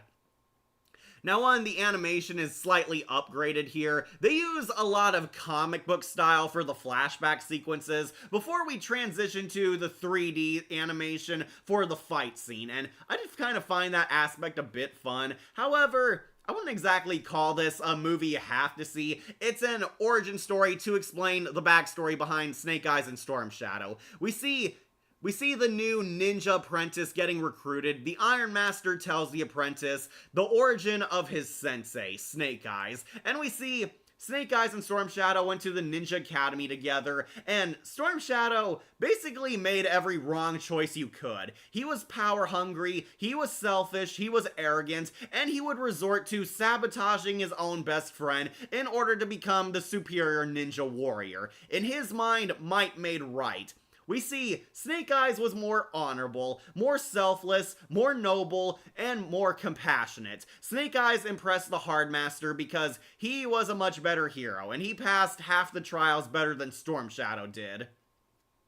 And basically that's kind of it. We see the origin for both these characters. They retcon that Cobra Commander was the reason the Ninja Academy fell apart. Cobra Commander broke in and invaded the Arashikage dojo, and he killed the sensei. Hardmaster was sniped out by Cobra Commander, and he framed Snake Eyes for it, because he wanted to recruit Storm Shadow. He wanted to recruit Storm Shadow for Cobra Command. Storm Shadow completely fell for it and believed Snake Eyes betrayed him. He attacked Snake Eyes, and they became bitter archenemies all the way to the present day. This apprentice meets with Snake Eyes and Duke, who want to recruit him for G.I. Joe, and Storm Shadow ambushes them, leading to an epic ninja battle, and the CGI animation comes back all over again. We transition from really cool comic book art, kind of like from an Eastern storybook, into that god-awful Toy Story animation. Yeah, we see a bunch of ninjas show up. Storm Shadow has Slice and Dice and his apprentice, while Snake Eyes has Jinx and Kamakura, and we get an epic ninja battle between them, hence the title. And they fight, they send Storm Shadow packing, and the apprentice decides he wants to side with Snake Eyes, hinting at future adventures in the future. And yeah, that's kind of the movie. Honestly, it's alright. Not the worst thing I've ever seen. I can honestly see other people really loving it, but I think it's just passable. The track delivers an ominous reality-bending soundscape that screams, "No escape!" off a reverse rose. I mean, there was that female mermaid lady from that one episode of the 80s Sunbow animated series. Yeah, Shipwreck meets the mermaid and falls in love. Yeah, there was a female mutant G.I. Joe. Sadly, we didn't see any women transform in Valor vs. Venom. I mean, gut bombs. Okay. And the twisted timelines, it matches the surreal, cyclical dread of realizing you are trapped on a never-ending railroad into the underworld. Okay. Ninja Battles honestly isn't the worst thing ever, but it's not really a must-watch movie. I think it's fine. You get a basic tutorial on who Snake Eyes and Storm Shadow are. They show you the origin, show you their sensei was assassinated, show you that one sought power, but one sought justice. Snake Eyes ended up joining G.I. Joe because they were noble and they were good. Storm Shadow let his arrogance and taste for vengeance consume him, and he joined Cobra because he sees Cobra as a stepping stone towards ultimate power. And that leads to basically the present day as to why they're enemies. Basically, this is a DVD meant to complement the action figures you bought, and man, I really miss these days. Remember back when you could actually get a DVD tied to action figures? If you buy this rare set, you could actually get a DVD from an episode of the show they were based on. I remember Transformers and Power Rangers used to do this. I actually got the Transformers animated pilot from my Optimus Prime figure. Here, back in the day, you had to get a Storm Shadow and Snake Eyes set, but it came with this as the DVD complementing it. And honestly, it's not half bad, but it's a bit undercooked. It's only like a episode length rather than a movie length, but I'm counting it. It's gone on to B tier. It's fine. Honestly, pretty fine. Why it fits, a somber reality warping melody emphasizing heavy psychological gaslighting. Okay. But yeah, Ninja Battles, it's a B-tier movie. Definitely better than these lower ones, that's for sure, but just barely. I watch it from time to time, but not as often as these four masterpieces. Speaking of which, we're gonna end things on a positive note with G.I. Joe Resolute. Alright, put your comments in the chat below. I'm gonna be right back using my last restroom break and getting some water because this is a big one.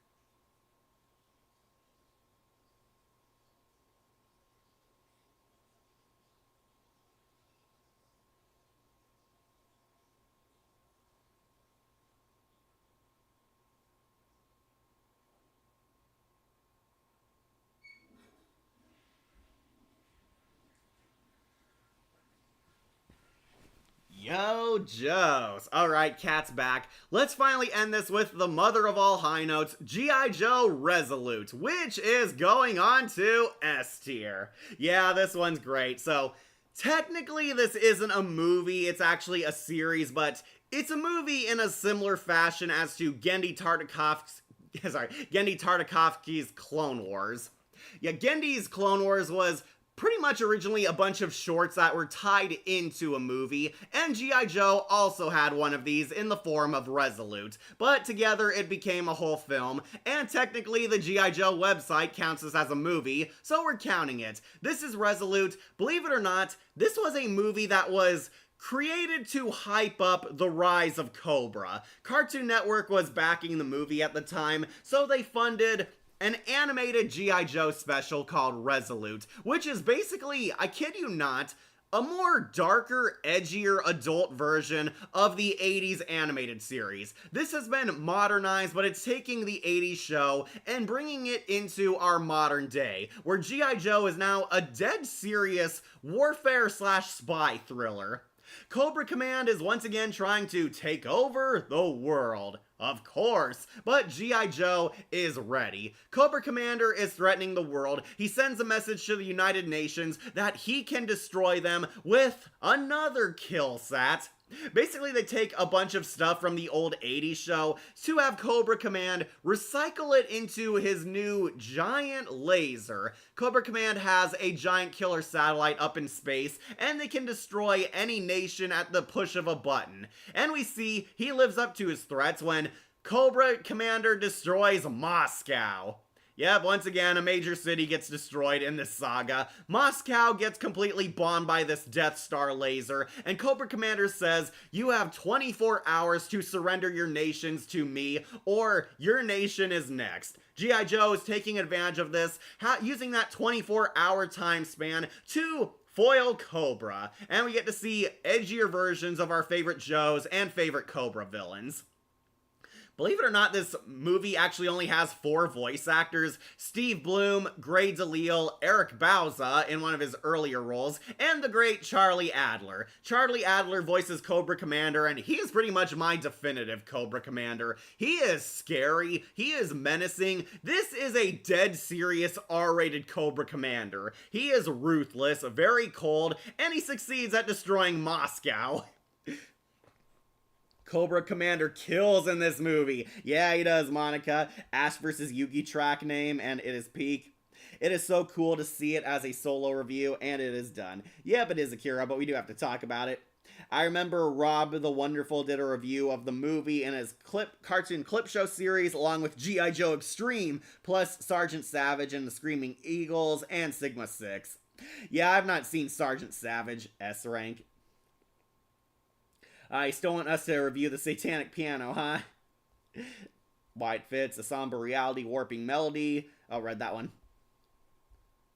Cobra Commander is really awesome in this movie. Love Charlie Adler. Charlie Adler did such a great job as Cobra Commander in this that he would actually return to the role in G.I. Joe Renegades. Renegades Cobra Commander is very much similar to this one, a bit toned down because we don't see him murder on screen, but still threatening nonetheless. This is like the most badass Cobra Commander's ever been, and the most badass the Joes have ever been.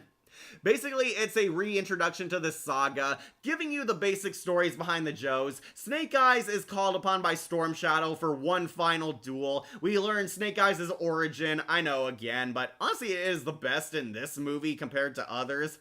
I think Snake Eyes' origin is done well in Resolute, in Ninja Battles, and especially Renegades. I think Renegades added a bit more to it to make it interesting, but I do love it here. It's actually the most accurate depiction we've gotten of the Sensei's death and Snake Eyes' betrayal. Storm Shadow and Snake Eyes used to be best friends, but Storm Shadow betrayed them, had the apprentice killed, offered Snake Eyes to rule the world with him as they were total bros. Snake Eyes completely rejected him. It turns out Storm Shadow is envious of Snake Eyes because the sensei taught him everything and preferred him as a son over his own nephew. Yeah, we're doing that angle. Storm Shadow wants revenge, invites him over to their former sensei's island to finish this. Duke and Scarlet finally hook up in this movie, and fans must really love that, because there's always been a love triangle between Duke, Scarlet, and Snake Eyes. Scarlet can't choose between who she wants, the bad boy but lovable rogue Snake Eyes, or the hardened noble soldier with a heart of gold Duke. Yeah, we see Scarlet finally chooses to be with Duke, they hook up. Snake Eyes and Duke become friends by the end of the movie, which is really sweet.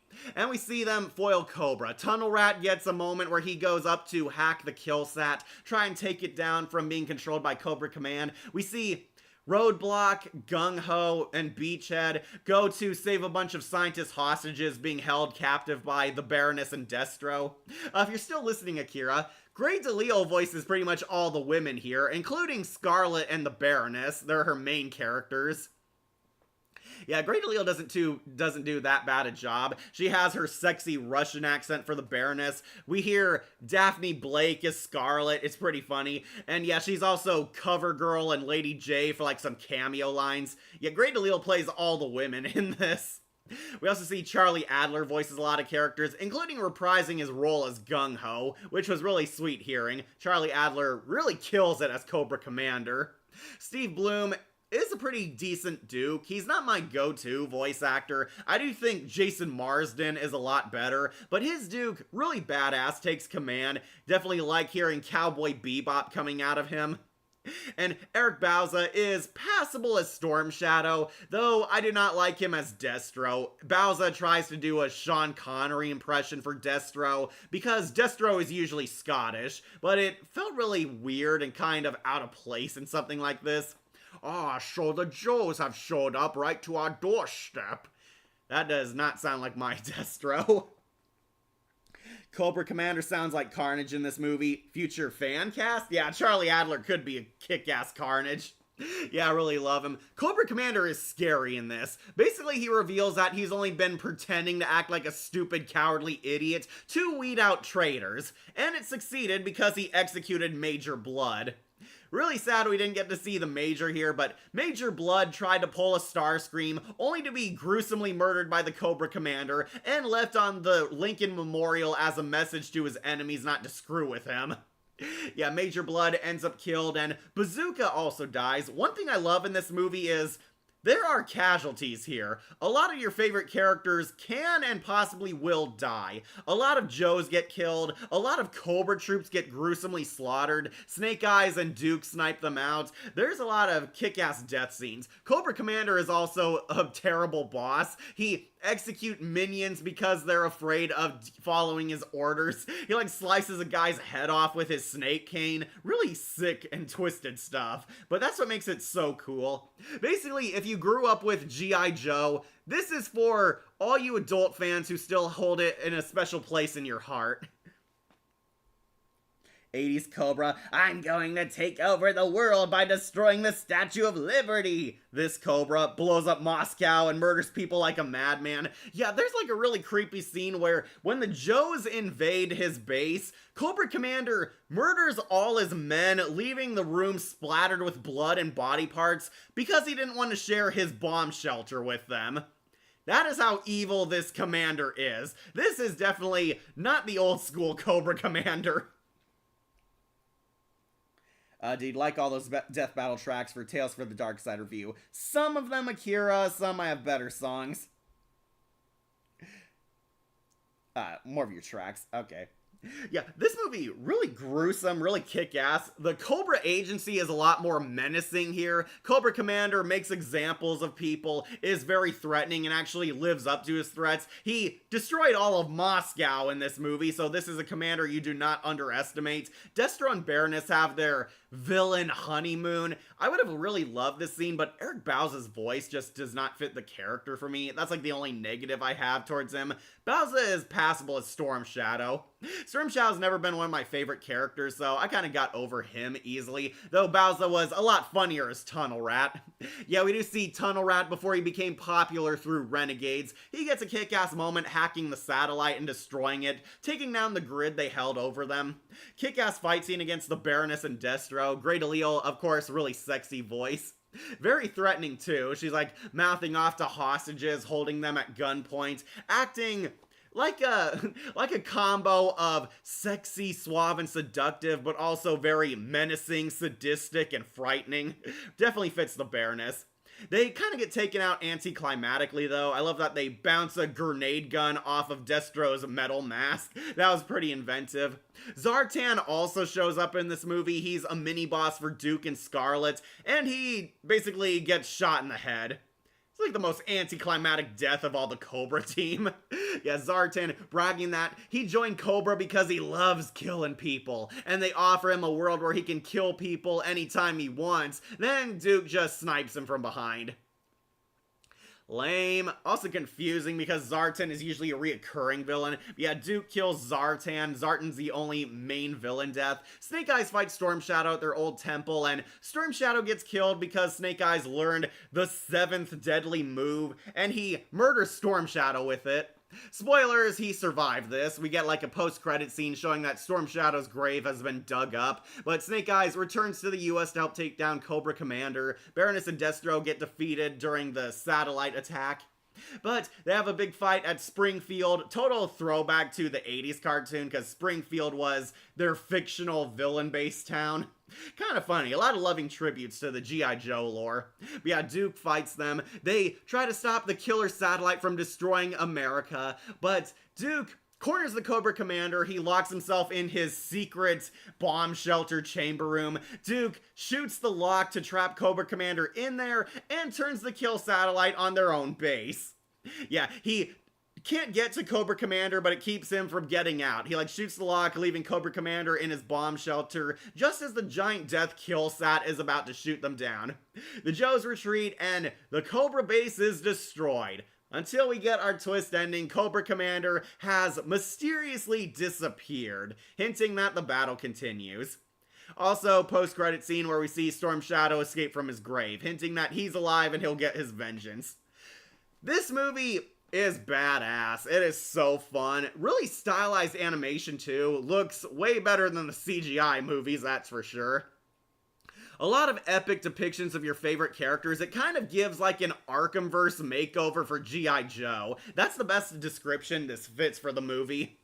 It is really cool to look at, really intense action, really fun G.I. Joe stuff, love letters to everything great about this saga, packs a very serious adult edge, really hardcore brutal death scenes too, some like almost out of a horror movie, and seeing Cobra Commander in full beast mode, it is definitely epic stuff. Resolute is definitely an S-tier masterclass G.I. Joe flick.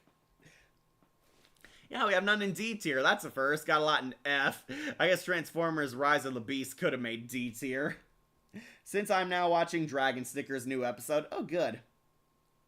Wasn't Tunnel Rat popular in both Marvel Comics and Sigma 6? Yeah, he was, but I honestly think Renegades kind of cemented his popularity.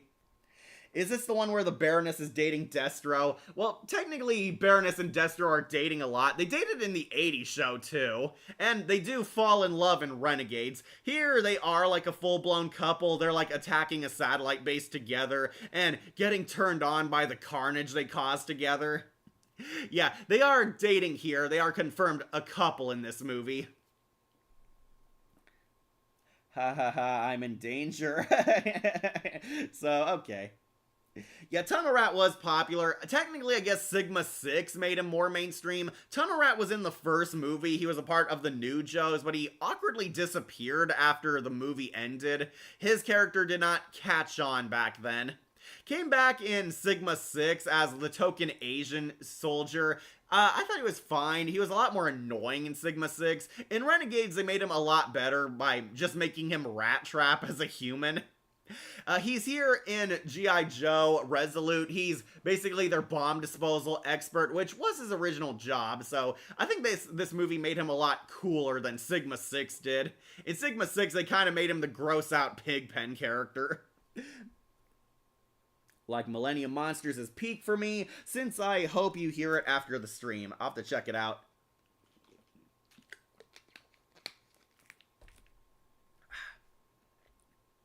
Is Cobra Commander like Skeletor in this franchise? I would definitely say yes. Cobra Commander is pretty much the polar opposite of Megatron. He acts like he's this big macho badass who's always in control, but he never fights fair. He's always bragging and gloating when he has the upper hand, and usually that's his own undoing. Cobra Commander is actually kind of sniveling, underhanded, a total backstabber, a complete snake.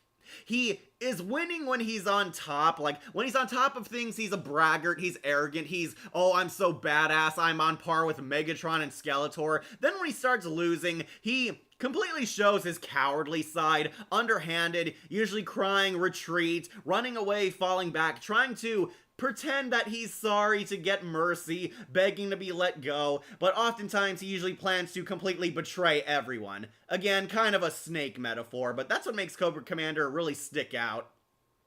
Here, Cobra Commander is a lot more fearsome. He is very deadly, actually lives up to his threats. Again, they do have his underhandedness here. Like, most of the people he kills are usually his own minions or completely defenseless civilians, people who don't stand a chance against beating him. And that's what kind of makes him more terrifying, because Cobra Commander is basically a metaphor for dictators. He is power hungry and doesn't care about people, only wants to be on top of everyone under his crushing heel, basically.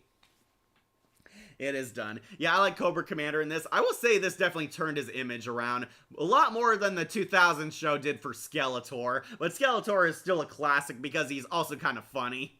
But yeah, Resolute, it is an S-tier masterpiece, going up top at second place. It is that good. But we did it. We did it. We talked about every Joe movie, and honestly a lot more positive than negative. I'm kind of surprised by that. Yeah, there are some infamous chapters in this saga, but some I really liked. We'll go over it one last time for any of you late birds, or for those of you who skip click all the way to the end to see the ranking in full. Yep, it's done, Akira. Thank you all for joining us. Glad you really like these, but we'll go over it one last time and give you some teases for what's happening next time.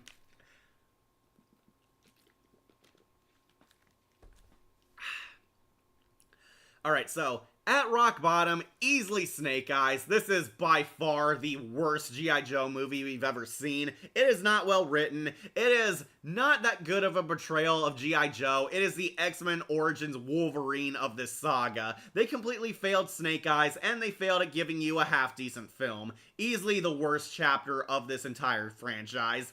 And right next to it is Transformers Rise of the Beasts. I know a lot of people really love this movie, but I don't, and the G.I. Joe sequel tease does not get me hyped for seeing the crossover. Now, I love G.I. Joe, but I do not want to see G.I. Joe meet with Michael Bay's Transformers. That's about as disappointing as the Space Rangers meeting the Next Mutation Turtles in my eyes. It's why it's on F tier, but I will give you this, it is much better than the Snake Eyes movie, easily. Yep, these two, easily the biggest disgraces. None in D tier, but in C tier we have Retaliation. Has some golden moments, has some decent ideas, some really kick-ass action, but I think it is a step down from how fun The Rise of Cobra was. This movie is very slow, very boring, and another film feeding The Rock's giant ego. Easily a C tier, it is skippable. And G.I. Joe is cool, as I still have to find Lady J, render her Death Battle thumbnail. You can find a lot of cool images. Recommend Renegade's Lady J, she is my favorite. She's my Lady J waifu. Yeah, C tier, Retaliation, disappointment. B tier, Ninja Battles. This one is alright. Decent intro to Snake Eyes and Storm Shadow's origin. Kind of gets you a backstory movie on these characters. It's pretty fun, pretty entertaining, but I will say it is outclassed by much better Joe flicks. But it is definitely basic fun, going on to B tier. In A tier, we have both Spy Troops and Valor vs. Venom. These are the CGI movies. The animation takes some getting used to, but overall I would definitely say they're mildly entertaining. These are dumb fun movies introducing G.I. Joe to kids for the first time. Definitely not what I would call underwhelming entertainment. It has a lot of fun, a lot of love letters to the 80s. It feels like the 80s show just reintroduced and modernized for a whole new audience. They are definitely engaging tales, and I would recommend checking them out. Definitely awesome, fun Joe flicks. But there can only be the master classes in S tier. What are my top 3 G.I. Joe flicks? Rise of Cobra. I don't care what anyone says, I actually love this movie. It's dumb, but it is fun dumb. It's so cool. Love the Baroness. Love Ray Park's Snake Eyes. Love the tributes it gives to the saga as a whole. They took G.I. Joe and actually did a half-decent job making it live action. This movie is practically kind of made like a Mummy movie, but that's what I find enjoyable about it. I watch this movie so often, I own it on Blu-ray, that's how much I love it. Rise of Cobra is definitely an entertaining G.I. Joe romp. But Resolute, this one we went over, masterclass, kick-ass cartoon. Seeing an R-rated G.I. Joe is just so much fun. Cobra Commander, my favorite character of all time in this. Seeing the G.I. Joes in serious warfare is definitely a treat to behold. Resolute is kick-ass. Highly recommend watching it. It's only an hour and it's free on YouTube. What are you waiting for? Go check it out. But number one has to go to G.I. Joe the movie. Yeah, what can I say? It's a classic. It's so fun, so ludicrously insane, full of really good character development, very high stakes action, kick-ass animation. Yeah, the Cobra Law are pretty kooky and out there, but as a movie standing on its own, it is definitely everything great about G.I. Joe. Kick-ass action, wicked animation, great writing, great romance, and a story about a hero rising up to be a real American soldier. This movie is classic. It's just as legendary as the Transformers movie. I would argue even better. It is my number one G.I. Joe film. So got our top 5 Joe films. Number 5, Spy Troops. Number 4, Valor vs. Venom. Number 3, The Rise of Cobra. Number 2, Resolute. And number 1, the OG movie, because, yeah, it's still legendary. I give mad respect to this old soldier. Yep, these are the S-tier masterpieces. Number 1 is their first movie, and dead last is, ironically, their last movie, The Snake Eyes. At least Cobra Commander no longer sounds like Rita from Power Rangers. Yeah, thank goodness. As I need to finish my Japanese art with blue as monochromatic artwork. Okay, can't wait to see it, Akira. So I hope some new track music for Tales from the Dark Side and your music ideas for future review that I pick for you. And I will see more G.I. Joe review episodes in the future, maybe. As we can hope, we can get the Cobra Law in the future movie. Cobra La La La La La La.